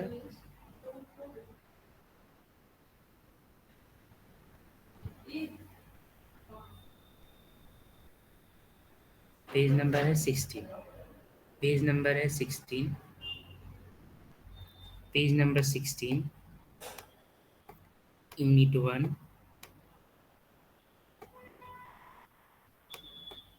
यूनिट 1 फिगर यहाँ पे फिगर क्या है, फिगर नंबर देख लीजिए इसका, फिगर नंबर 5। समझ में आया? मीन्स आप क्या जब जीपीएच वगैरह परचेज करते होगे किसी कोर्स में कोड का, तो वहाँ देखते हुए कि एक क्वेश्चन का जवाब दे दिया गया है तो दूसरे फिर उसी क्वेश्चन को अगर दोबारा रिपीट कर दिया जाता है तो फिर उस क्वेश्चन को दोबारा टाइप नहीं करता है। ठीक है, वो क्या करता है, एक शॉर्ट मैसेज वहाँ डाल देता है कि for this question refer to page number this, question number this पे कर देता है, जिससे क्या है कि आपको जब भी उसको ज़रूरत पड़ती है आप वहाँ से उसको रेफर कर लेते हो। इसका फ़ायदा क्या होगा, मान लो यहाँ पे अगर ये डायग्राम बना दिया गया है तो फिर दोबारा उसी चीज़ को अगर पढ़ाया जा रहा है तो फिर से डायग्राम बनाने में इतना स्पेस तो वेस्ट हो गया ना, ठीक है, टाइम लगा होगा, ठीक है। तो इस टाइम को बचाने के लिए, इस स्पेस को बचाने के लिए हमें क्या करना चाहिए था, हमें ये टेक्निक यूज़ करना चाहिए था कि हम रेफरल टेक्निक यूज़ कर लेते। तो रेफरल टेक्निक अगर यूज़ करना होगा तो हमें क्या करना होगा, कॉपी फ्लैग ऑप्शन को यूज़ करना होगा। कॉपी फ्लैग की वैल्यू को 0 या 1 सेट कर दीजिए। अगर 0 सेट करते हैं इसका मतलब कि एक बार कॉपी कर लिए हैं तो आगे उसको सब्सिक्वेंट वन पे कॉपी नहीं करना है। समझ में आया? ठीक है, लेकिन अगर कॉपी फ्लैग की वैल्यू 1 है, इसका मतलब आप जितना मर्जी उतना बार आप उसको कॉपी कर सकते हैं। ये चीज़ एक्सेल में भी यूज होता है, कभी नोटिस नहीं किए होइएगा, आप एक्सेल में भी देखिए।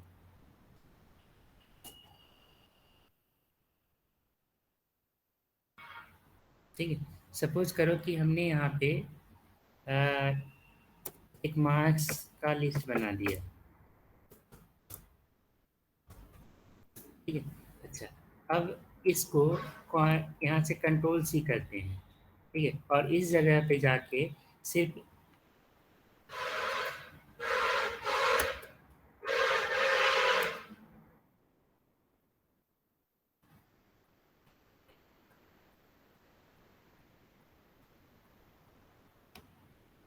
ये आ गया। अब यहाँ पे और यहाँ से इंटर की प्रेस कर देते हैं, ये कॉपी हो गया। ठीक, ये कॉपी हो गया। अब अगर हम इस जगह पे जाके फिर से कंट्रोल और भी प्रेस करें, ठीक है, तो ये नहीं कॉपी करता है। समझ में आया? लेकिन यही चीज़ अगर आप देखो, इसको कॉपी किए और अब यहाँ पे सेलेक्ट करते हैं और फिर यहाँ पे कंट्रोल सेलेक्ट हुआ और फिर यहाँ से भी सेलेक्ट करते हैं। ठीक है, तो ये कॉपी हो गया। ठीक है, तो ये जो टेक्निक है कि सिंगल फील्ड पे कॉपी करना है या मल्टीपल फील्ड पे कॉपी करना है। ठीक है, सिंगल सिलेक्शन से एक सिंगल कॉपी करना है या मल्टीपल कॉपी करना है, तभी हम लोग बस कंट्रोल सी कंट्रोल भी करके निकल जाते हैं। लेकिन जब आप कभी इस तरह का सॉफ्टवेयर बनाने के लिए बैठोगे तो वहाँ पे इस ऑप्शन को कैसे हैंडल करोगे? इसके लिए आपको ऑप्शनल फील्ड में आपको ऑप्शन दिया गया है कि 1 बिट कॉपी फ्लैग है। यहाँ पे 1 बिट कॉपी फ्लैग की वैल्यू क्या है? 0 सेट कर दी गई है। लेकिन इस केस में मल्टीपल सिलेक्शन जब आप करते हो, सेल को सिलेक्ट कर लेते हो, तो मल्टीपल सिलेक्शन हो गया, मतलब कॉपी फ्लैग की वैल्यू 1 हो रखी गई है, जिससे कि एक से ज़्यादा फील्ड पे कॉपी हो जाता है। समझ में आया?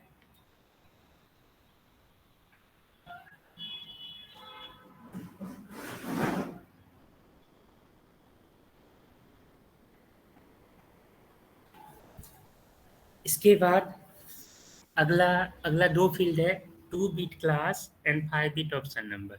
ये दोनों जॉइंटली यूज होता है option. The second bit option class and 5 bit option number indicates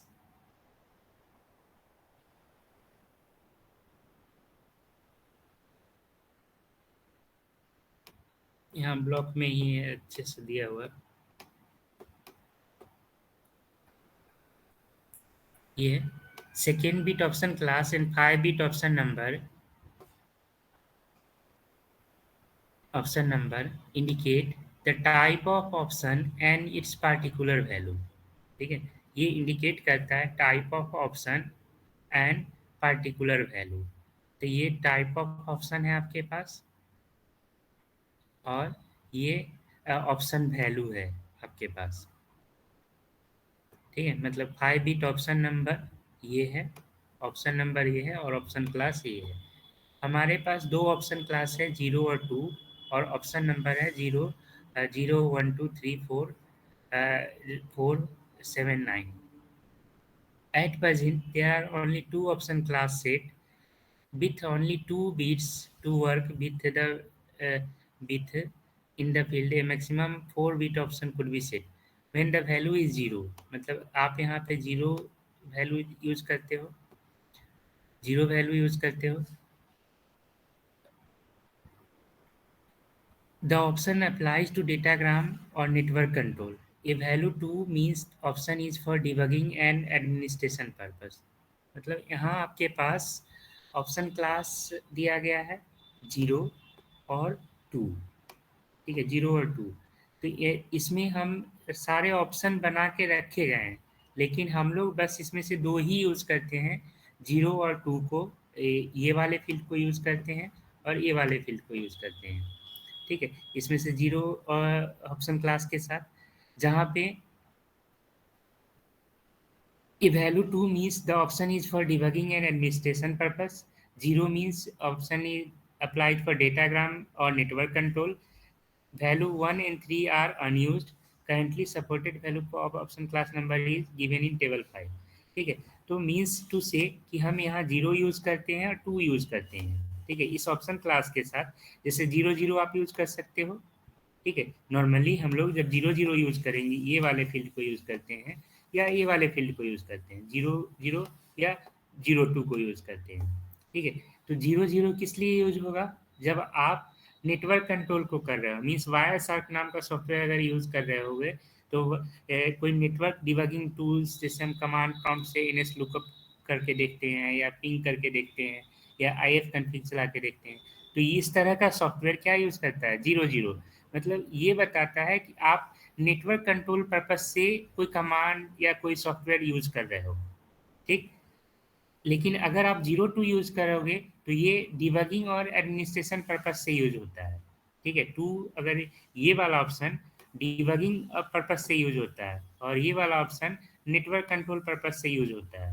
ठीक है, नेटवर्क को कंट्रोल करना है तो 0 0 यूज़ करोगे और 0 2 यूज़ करते हो मतलब डिबगिंग या एडमिनिस्ट्रेशन पर्पस को के पर्पस से यूज़ करते हो।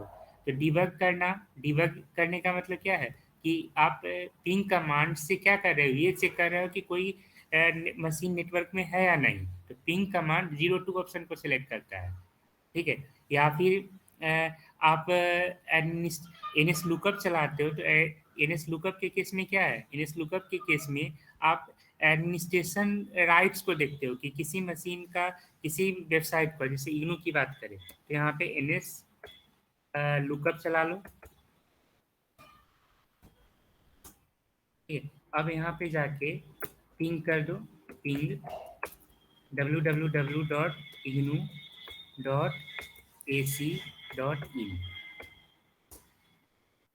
ठीक है, तो यहाँ आपको ये बता दिया है कि इग्नू, देखो इग्नू का IPv6 एड्रेस नहीं बता रहा है। ठीक है, मतलब इग्नू का सर्वर IPv6 को यूज़ नहीं कर रहा है, लेकिन अगर इसी जगह पे अगर आप फेसबुक को यूज़ करो,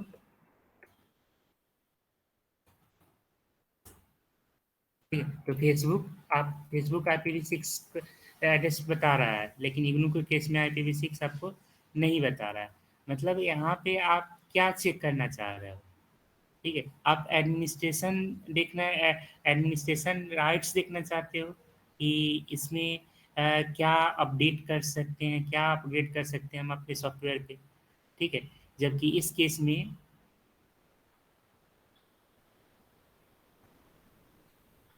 ठीक है, इस केस में आपको पता चल रहा है। ठीक है, तो मेन पर्पस क्या है हमारा? 0 0 मीन्स नेटवर्क कंट्रोल पर्पस से यूज़ कर रहे हैं, यानी पिंग कमांड 0 0 को यूज़ करके बनाया गया होगा, और 0 2 NS लुकअप कमांड ये वाले ऑप्शन को यूज़ करके बनाया गया होगा। इसके बाद है 1 और 3, ये जो ऑप्शन है 0 और 1 या 0 या 3, ये अभी क्या है, अनयूज्ड है। और इसके अलावा आपके पास ऑप्शन है 7 0 7 0 9 और 2 4, जो कि पर्पस बता दिया गया है लेकिन अभी हम लोग के स्कोप में नहीं है।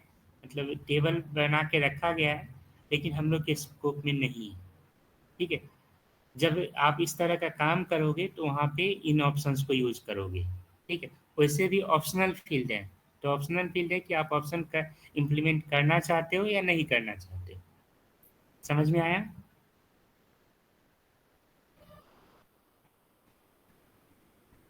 ठीक है, तो इससे previous year question paper check करोगे तो 8 से 10 नंबर, मतलब 5 से 8 नंबर का क्वेश्चन ऑलमोस्ट ईयर में एक बार पूछता ही है।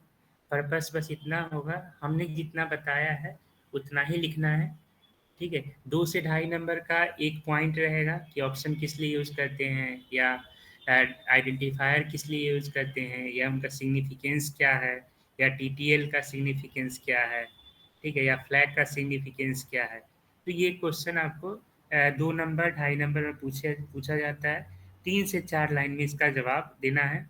ध्यान बस ये रखना है कि ये कितना फील्ड है, मतलब ये याद रख लीजिएगा कि इसमें कौन सा फील्ड कितना बीट का है। ठीक है, यहाँ पे मिसप्रिंट है, यहाँ 8 होता है। 4 4 8 और 8 16 16 32, यहाँ 16 3 19 और 13 32, यहाँ 8 8 16 32।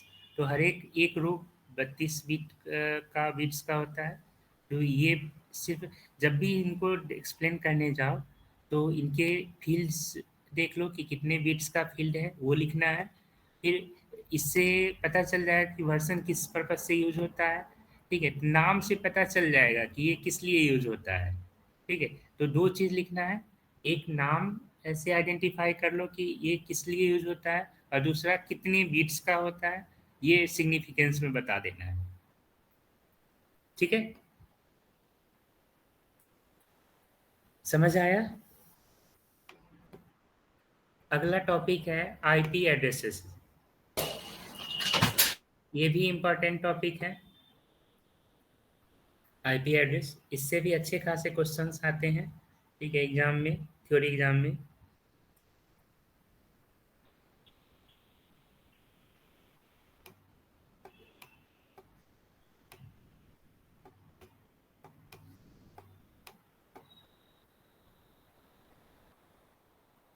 A unique address mostly used by the computer to communicate over a network that use IP as its basic protocol and known as IP address। मतलब नेटवर्क में एक यूनिक एड्रेस हर एक मशीन को असाइन किया जाता है, और वो यूनिक एड्रेस क्या कहलाता है? आईपी एड्रेस कहलाता है। IP address is a unique number assigned to any device operating on the IP network। ठीक है, for example a computer, router, printer. मतलब नेटवर्क में जब भी कोई नेटवर्क डिवाइस अटैच की जाती है, खासकर जैसे कंप्यूटर हो गया या प्रिंटर हो गया या राउटर हो गया, जो तो उनको एक यूनिक आईपी दिया जाता है। Generally, we do not assign an IP address to a computer, rather we assign it for the interfaces। अच्छा, एक चीज़ बताओ, अगर मान लो आपके फ़ोन में 2 सिम का ऑप्शन है, तो दोनों सिम पे इंटरनेट है, तो कितना आईपी दिखाएगा? या कितने ऑप्शन से इंटरनेट चला सकते हो? 2। मतलब 2 सिम है, मतलब 2 आप आईपी यूज़ कर सकते हो। ठीक है, जैसे 2 डिफरेंट नेटवर्क का या सेम नेटवर्क का है, मान लो एक एयरटेल का सिम है, दूसरा जियो का सिम है, तो आप एयरटेल का भी इंटरनेट यूज़ कर सकते हो और जियो का भी इंटरनेट यूज़ कर सकते हो।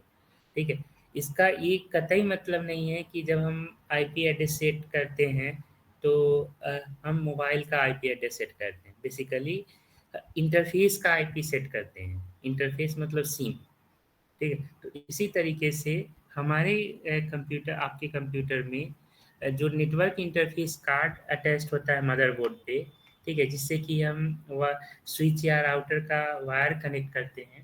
ठीक है, तो अगर हमारे सिस्टम पे 2 एनआईसी अटैच्ड है, इसका मतलब हम 2 आईपी एड्रेस सेट करेंगे, 2 राउटर को कनेक्ट कर सकते हैं, 2 स्विच को कनेक्ट कर सकते हैं। ठीक है, तो 2 एनआईसी अटैच्ड है, मतलब 2 आईपी हम मैनुअली सेट करके रख सकते हैं। ठीक है, ये कतई मतलब नहीं होता है कि अगर हमारा कंप्यूटर एक है तो हम एक कंप्यूटर आईपी एड्रेस का मतलब कंप्यूटर, जनरली हम कंप्यूटर के आईपी से जानते हैं, नहीं, बेसिकली वो एनआईसी का एड्रेस होता है। ठीक है, समझ आया? जी सर।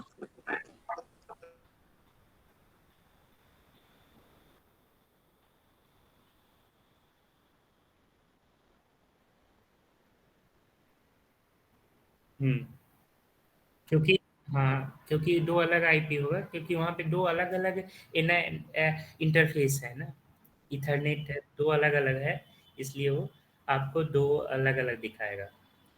ठीक, अब जो आईपी एड्रेस क्लासेस, अब यहाँ पे एक स्कीम यूज होता है, IP classes, address class. The scheme of IP addressing using address class is called classful IP addressing।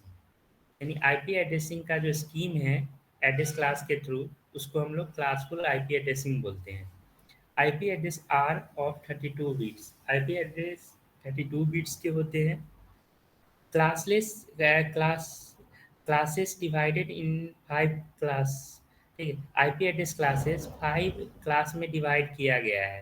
पहला क्लास है A, class B, class C, class D, class E. Total 5 address class हमें दिए गए हैं। The IP address contains network address and the host address. IP address दो address रखता है, एक नेटवर्क एड्रेस और दूसरा host address. There are following type of notation to represent an IP address. IP address को रिप्रेजेंट करने का जो नोटेशन होता है उसको हम लोग जनरली बाइनरी नोटेशन बोलते हैं या डेसिमल नोटेशन बोलते हैं, जहाँ पे वो ऑक्टेट के फॉर्म में रिप्रेजेंट होता है। मतलब हर एक बीट को 8 बिट्स, अगर बाइनरी ऑक्टेट नोटेशन यूज़ करते हैं तो 8 बिट्स में का 4 ब्लॉक बनेगा, 4 चंक बनेगा, उसमें हम डिनोट करेंगे। ठीक है, जैसे ये हो गया बाइनरी नोटेशन, तो 8 बिट्स का पहला ऑक्टेट नोटेशन ऑक्टेट होगा, फिर दूसरा 8 बिट्स का ऑक्टेट होगा, तीसरा 8 बिट का ऑक्टेट होगा और चौथा 8 बिट का ऑक्टेट होगा। फॉर एग्जांपल,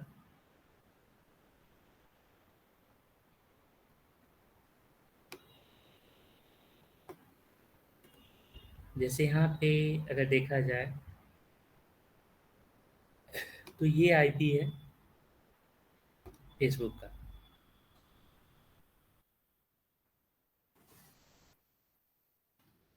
इस आईपी को अगर आप बाइनरी ऑक्टेट नोटेशन में यूज़ करते हो तो कैसे लिखोगे? 157 है, 157 को बाइनरी में लिखोगे तो 128 प्लस 64 ज़्यादा हो जाएगा तो 0, 32, 128 ये भी ज़्यादा हो जाएगा। हाँ, तो 128 और 16, 28, 44 और फिर 44, 8, 52, फिर 4, 56 और 2, 1, 57। ये हो गया 8 बिट्स में। फिर 240 लिखना है तो 128, 64, 192 प्लस 32, 224 प्लस 16, 240 और फिर ये इसी तरीके से 0, 0, 0, 0, 0, 0, 1। ज़्यादा हो गया क्या?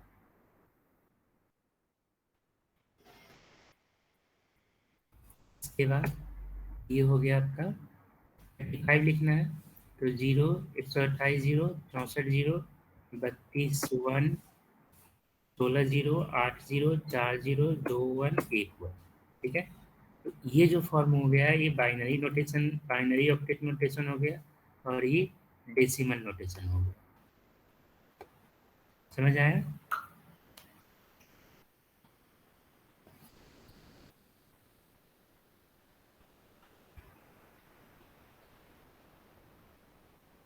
अब यहाँ पे अलग अलग क्लासेस हैं। पहला है class A. Class A consist of 8 bits network ID and 24 bit host ID. ठीक है, जो यहाँ 8 बिट है, ठीक है। फॉर एग्जांपल जैसे मान लीजिए यहाँ पे ये होता, 100 होता, तो अब या हाँ, यहाँ 0 कर देते हैं तो 64,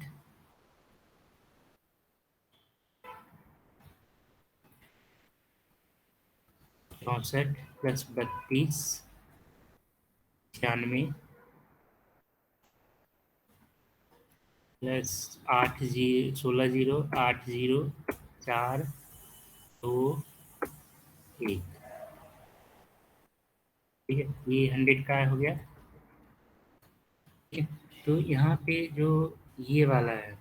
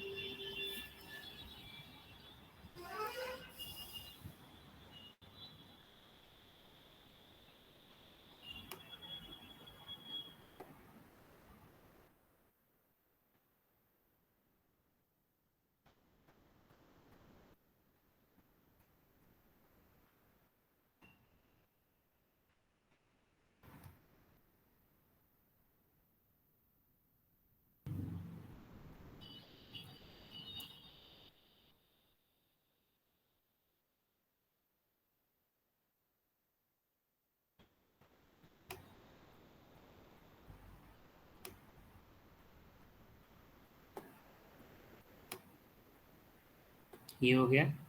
अब इस पे जो फर्स्ट बीट है यहाँ से यहाँ तक,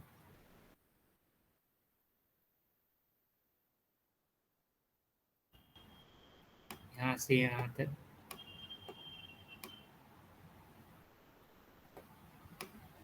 ये है आपका नेटवर्क आईडी, NID, और जो रिमेनिंग 24 बीट है वो है आपका होस्ट आईडी।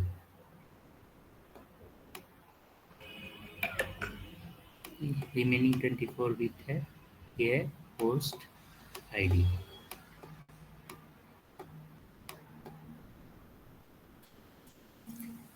ठीक, net ID, host ID, host ID, host ID, मतलब लास्ट के 24 बीट होस्ट आईडी के रूप में जाने जाते हैं और पहला 8 बिट नेटवर्क आईडी में जाना जाता है। In binary notation the first bits of an IP address is 0।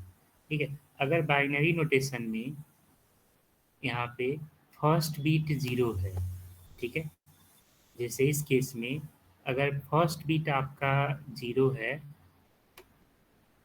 ठीक है, फर्स्ट बीट अगर 0 है तो इसको हम लोग क्या बोलते हैं, क्लास आइडेंटिफायर, CID। ठीक है, क्लास आइडेंटिफायर। अगर फर्स्ट बिट 0 है तो इसको हम लोग क्लास आइडेंटिफायर बोलते हैं, class identifier. The address class the next 7 bit identify the network, और जो रिमेनिंग 7 बिट्स है, ठीक, यहाँ से यहाँ तक जो रिमेनिंग 7 बिट्स है वो नेटवर्क आइडेंटिफायर होते हैं। ठीक, नेट आईडी में नेटवर्क आइडेंटिफायर हमारा 8 बिट में से पहला बिट क्लास को आइडेंटिफाई करता है और रिमेनिंग नेटवर्क को आइडेंटिफाई करता है। बाकी जो बाकी के जो 24 बिट्स हैं, last 24 identify the host. In decimal octet notation या decimal, the range of class A IP address is basically 0 to 127 होता है, 0 to 127 होता है। ठीक है, जिसमें से वैलिड IP आपका 1 to 126 होता है। ठीक है, मतलब 0 वाला IP और 127 वाला IP यूज नहीं होता है। 0 और 255, ठीक है, जो IP एड्रेस का रेंज है वो 0 से 255 होता है। तो 0 से कभी कोई IP नहीं दी जाती है और 255 वाली IP जनरली नहीं दी जाती है नेटवर्क में।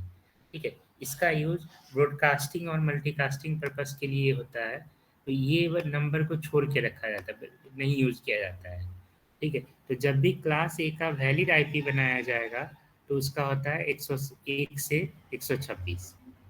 127 वाला IP प्राइवेट IP के रूप में यूज होता है, यानी लूप बैक IP एड्रेस के लिए यूज होता है। जैसे अगर मान लो किसी मशीन का आपको IP एड्रेस नहीं पता है, ठीक है, तो आप वहाँ पे लिख सकते हो लेट से, जैसे मान लो पिंग करते हो, ठीक है, पिंग। अगर IP एड्रेस नहीं पता है तो आप यहाँ लिख दीजिए 127.0.0.1। ये हर एक मशीन का IP होता है, ये सभी जगह चलेगा, आपको हर एक जगह चलेगा। ठीक है, फिर से पिंग 127.0.0.1। ये हाँ मेरी मशीन पे चल रहा है, ये आपके मशीन पे चलेगा, किसी और के मशीन पे चलेगा, ये हर एक मशीन पे चलता है। ठीक है, ये इसलिए चलता है क्योंकि इसको प्राइवेट IP बोला गया। 127 से स्टार्टिंग वाली जो IP है वो लूप बैक IP एड्रेस होता है। ठीक है, या फिर इसके जगह पे लूप बैक IP को स्ट्रिंग नेम होता है local host.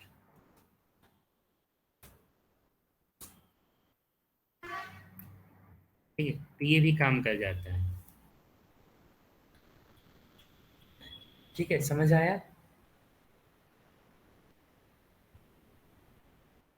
as class A provides 8 bit for network ID, and from those 8 bits, only 7 bit used for identify the network.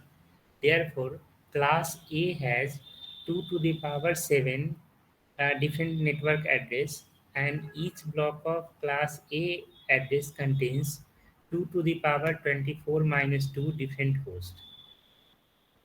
It is used for large organization. इसका क्या मतलब हुआ?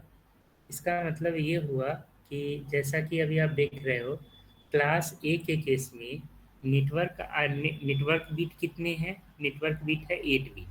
जिस network 8 bits में से first bit है आपका class identifier, और रिमेनिंग जो 7 बिट है वो है आपका नेटवर्क आइडेंटिफायर। तो टोटल क्लास ए का अगर हम आईपी बनाते हैं तो क्लास ए से आप कितनी सब नेटवर्क बना सकते हो? वो बना सकते हो आप total 2 to the power total network जो बना सकते हो वो बना सकते हो 2 to the power 7 2 to the power 7 different network बना सकते हो, ठीक है। और उसमें से मान लो कि किसी एक नेटवर्क जो टोटल 2 टू द पावर 7 बना सकते हो, यानी 128। 2 टू द पावर 7 कितने? 128 होता है ना? Hello, yes sir. तो इसमें से किसी एक नेटवर्क से कितने मशीन को कनेक्ट कर सकते हो? मान लो कि ये मशीन, ये एक एड्रेस हो गया, ठीक है। तो इससे आप कितने कनेक्ट कर सकते हो मशीन? तो ये कनेक्ट कर सकते हो 2 टू द पावर 24 माइनस 2, ठीक है। जो अमाउंट होता है इतने computer 1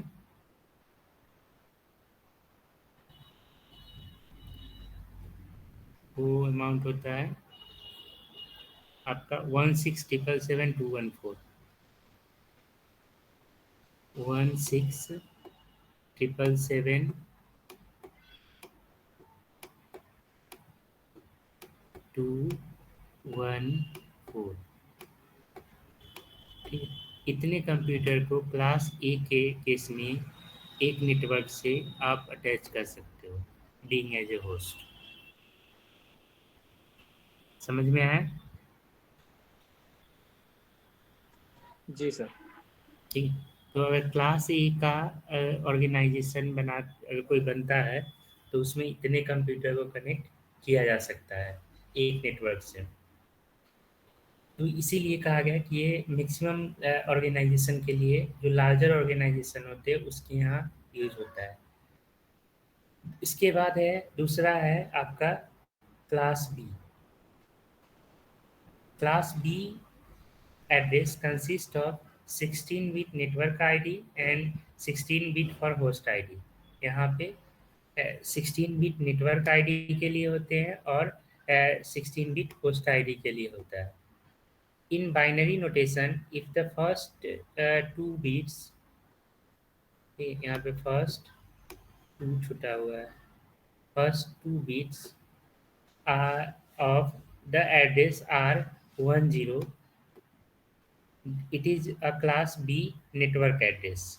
The first 2 bits identify the class and next 14 bits identify the network and last 16 bit identify the host। मतलब टोटल 32 बिट है, जिसमें से पहला 2 बिट क्लास को आइडेंटिफाई करता है, अगला 14 बिट यानी नेक्स्ट 14 बिट्स आइडेंटिफाई करता है नेटवर्क को, एंड लास्ट 16 बिट आइडेंटिफाई करता है होस्ट को।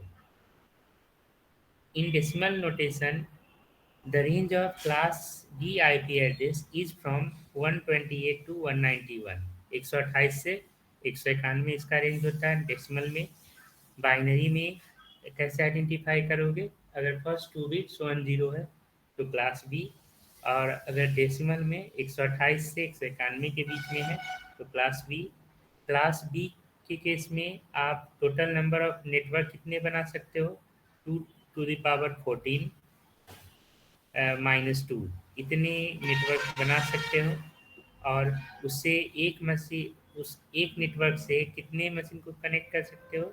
2 to the power 16 -2 नेटवर्क को भी कनेक्ट कर सकते हो। समझ में आया?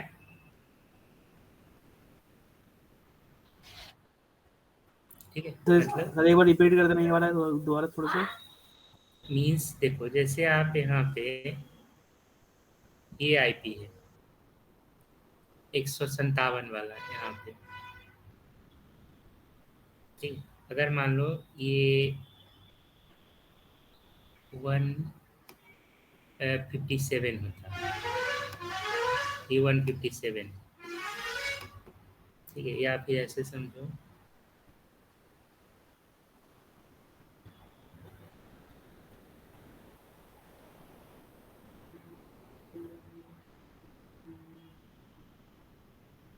यहाँ पे 157 कर दीजिए।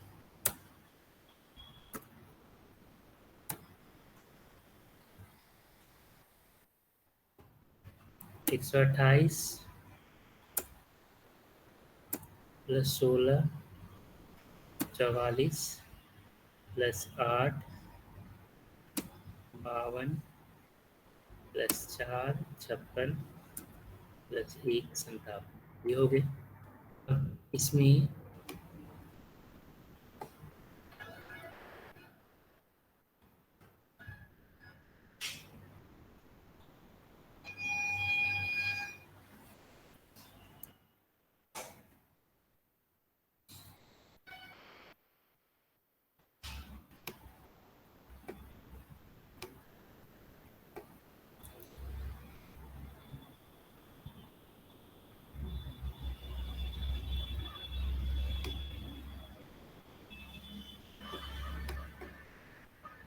पहला 16 बिट नेटवर्क बीट हो गया, ठीक है।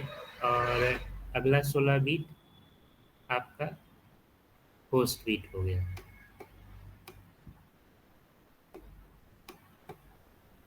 ये हो गया आपका होस्ट बीट।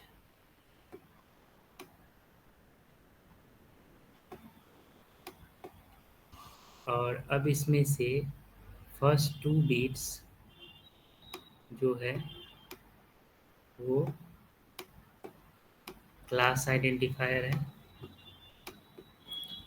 तो रिमेनिंग जो 14 बीट्स है वो आपका नेटवर्क आइडेंटिफायर होगा, नेटवर्क के लिए यूज होगा।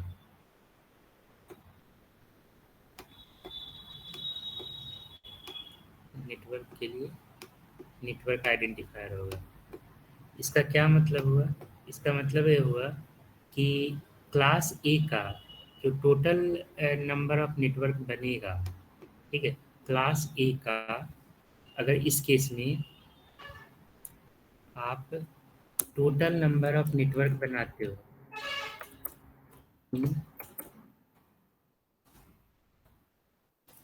इन case of class B total number of network E 2 to the power 2 to the power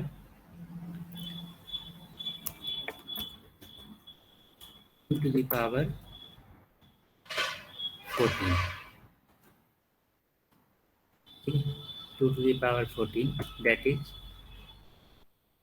16384 हो सकता है नेटवर्क। और जो and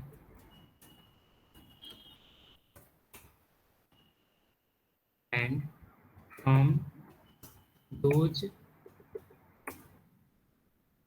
16384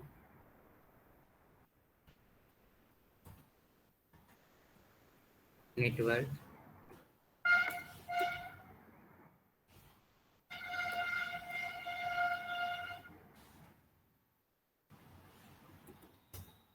if you use one network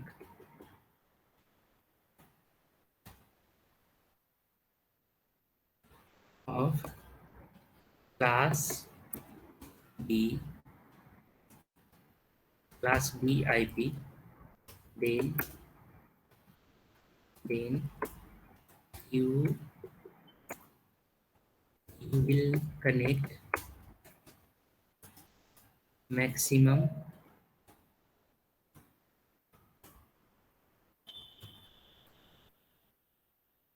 2 to the power 2 maximum 2 to the power 16 minus 2 number of host। इतना host connect कर सकते हैं, मतलब किसी एक आईपी से, फॉर एग्जांपल इस एक आईपी से आप टोटल नंबर ऑफ कंप्यूटर कितना कनेक्ट कर सकते हो, ये हो जाएगा 2 to the power 16 minus 2, that is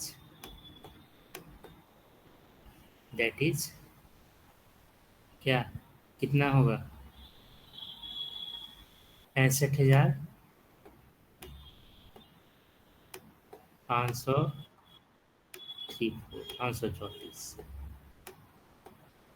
मतलब समझ गए हैं कि हम जो ये आई नेटवर्क बनाए हैं, राउटर यूज़ किए हैं, ठीक है, ये राउटर, इस राउटर का आईपी एड्रेस कितना है, इस राउटर का आईपी एड्रेस है ये वाला, ठीक है, इस आईपी एड्रेस दिया, मतलब जो जियो नेटवर्क है, जियो नेटवर्क का अगर हम यूज़ करते हैं, नेटवर्क कनेक्शन लिए हैं, राउटर आईपी लिए हैं, तो जियो नेटवर्क से हम टोटल नंबर ऑफ कंप्यूटर अपने नेटवर्क से इस पार्टिकुलर हुआई राउटर से कितने कनेक्ट, हुआई राउटर से कितने कंप्यूटर को कनेक्ट कर सकते हैं, हम इतने कंप्यूटर को कनेक्ट कर सकते हैं, ठीक है।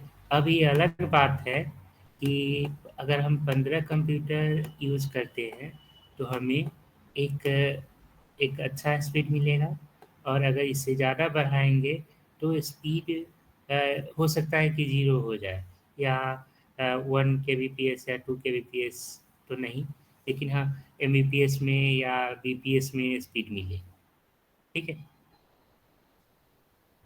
समझ आया।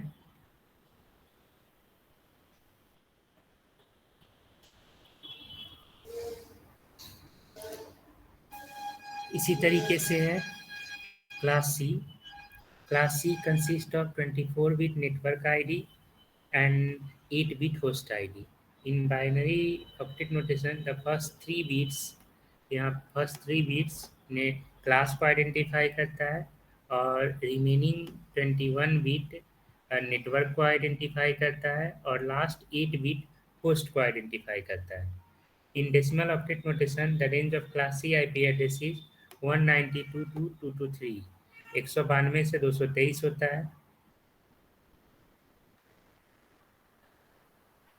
and class address, the first 3 bits class are class identifier, remaining 21 bits are used for network identifier, and last 8 bits are used for identify the host. Class C address support 2 to the power 21 minus 2 network block number, and from those uh, 2 to the power 24 one network block, अगर आप कोई एक network block use करते हो तो वहाँ पे एक नेटवर्क से आप कितने को कनेक्ट कर सकते हो, 2 to the power 8 minus 2 host को, ठीक है। जैसे फॉर एग्जांपल, जैसे इस मशीन का जब हम, ये तो हमारा राउटर का आईपी हो गया, ठीक है, इस राउटर से हम कनेक्ट कर सकते हैं मैक्सिमम नंबर ऑफ कंप्यूटर इतना, लेकिन अगर हमें जब हम इसको यूज़ करते हैं तो इस राउटर को हम as a wifi router use कर रहे हैं, ठीक है, तो वाईफाई राउटर यूज़ कर रहे हैं, या फिर अगर हम एज ए स्विच यूज़ करें, ठीक है, तो हम जब वाईफाई राउटर यूज़ किए तो हमें जो आईपी मिला मेरे मशीन का, वो क्या है, आईपी की ठीक है। तो हमें एक डीएचसीपी के द्वारा प्राइवेट आईपी दे दिया गया जो है आपका 192.168.8.112। अब ये क्लास सी का नेटवर्क बना। इसका मतलब ये हुआ कि अगर हम डीएस अगर हम प्राइवेट नेटवर्क बनाते हैं क्लास सी का, तो मैक्सिमम नंबर ऑफ कंप्यूटर हम कितना कनेक्ट कर सकते हैं अपने इस प्राइवेट नेटवर्क से। ठीक है। इस प्राइवेट नेटवर्क से हम कनेक्ट कर सकते हैं 126 कंप्यूटर को। समझ में आया?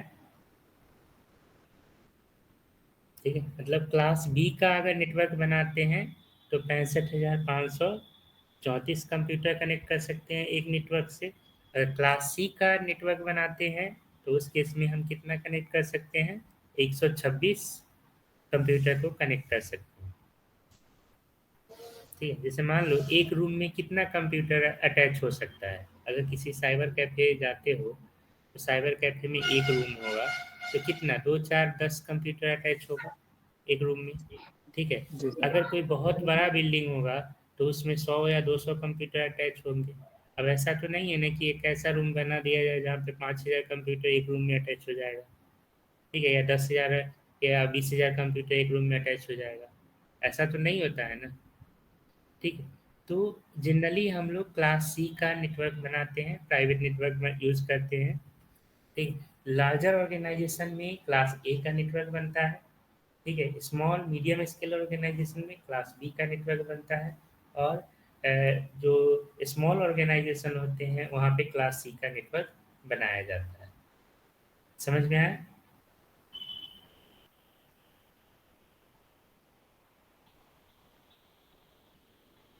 इसके बाद है class D. Class D is designed for multicasting.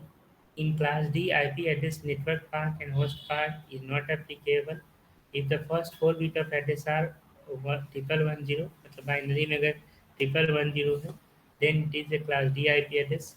Multicast address are used to address group of computers all at one time. Multicast address identify the group of computers that share a common application such as video conferencing.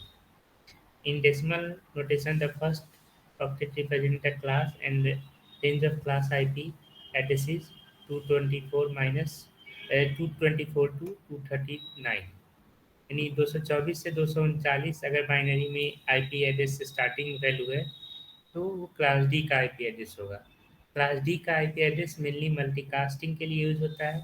ठीक है। Multicasting का मतलब जहाँ पे common application share करते हो सारे, एक कॉमन एप्लीकेशन शेयर किए जा रहे हैं सारे नेटवर्क मशीन के द्वारा, जैसे कि वीडियो कॉन्फ्रेंसिंग का केस में होता है। तो क्लास डी के आईपी का यूज होता है मल्टीकास्टिंग के लिए और इसका रेंज 100 224 से 239 के बीच डेसिमल में होता है और बाइनरी में 1110 से स्टार्ट होता है। यहाँ नेटवर्क और होस्ट पार्ट एप्लीकेबल नहीं होते हैं। मतलब ये नहीं है कि आप कितना टोटल नंबर ऑफ कंप्यूटर इतने बना सकते हो या नेटवर्क इतने बना सकते हो, होस्ट इतने कनेक्ट कर सकते हो या नेटवर्क इतने बना सकते हो। और लास्ट है class E. Class E IP address is reserve for special purpose and experimental use. In Class E IP address network and host part not applicable. In Class E IP address, if the first 4 bit is 4 times 1, then it is Class E IP address. In decimal notation, the first octet represents the class and range of Class E IP address are is from 242 to 54. ठीक है। Class ई reserve है। Binary में इसको कैसे identify करेंगे? अगर first 4 bit 111 होगा, 4 time 1 होगा तो इसको आइडेंटिफाई करेंगे क्लास ई के केस में। डेसिमल में 240 से 254 या 255 के बीच में होता है रेंज। ये टेबल याद रखिएगा, ये आपके ब्लॉक में भी दिया हुआ है। ठीक है। इस टेबल को याद रखिएगा। इससे रिलेटेड क्वेश्चंस आते हैं। ठीक है। जैसे इस तरह के क्वेश्चंस आते हैं कि आपको बता दिया जाएगा कि बोल दिया जाएगा कि ये आईपी है और इसका क्लास बताना है। ठीक है। ये आईपी है, इसका क्लास बताना है। ठीक है। तो यहाँ क्लास डी आईपी एड्रेस होगा। क्यों? क्योंकि क्लास डी का स्टार्टिंग 224 से 239 के बीच में होता है। ये क्लास ए है। क्यों? क्योंकि क्लास ए का आईपी 100 1 से लेके 126 के बीच में होता है। ये क्लास बी है बिकॉज 128 से 191 होता है, और ये क्लास ई है बिकॉज यहाँ पे बाइनरी में फर्स्ट 4 बिट 4 टाइम 1 है। समझ आया? Yes sir. तो इससे रिलेटेड आप क्वेश्चंस आते हैं जो आप कर सकते हो। आप यहाँ जाके देखो,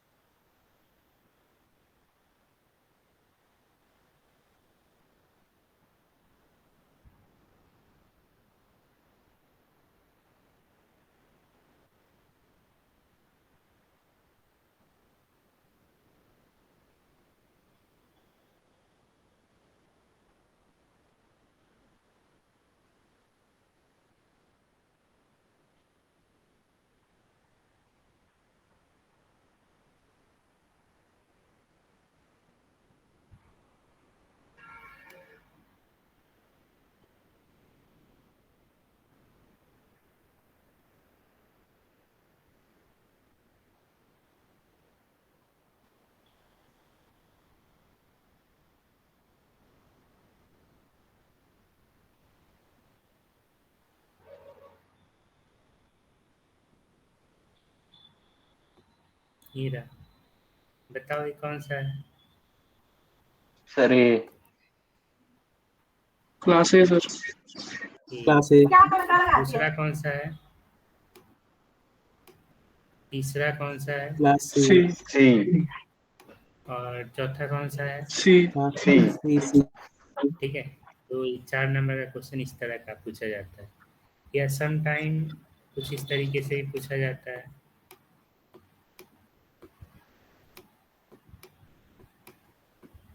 ये रहा, find the error if any in each of the following IP.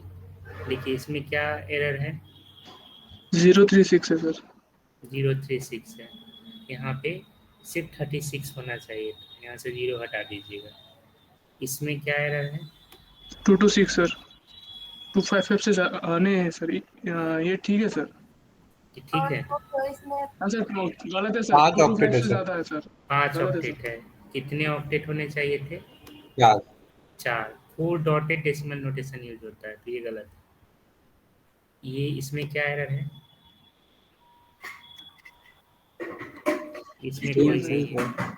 इसमें क्या एरर है?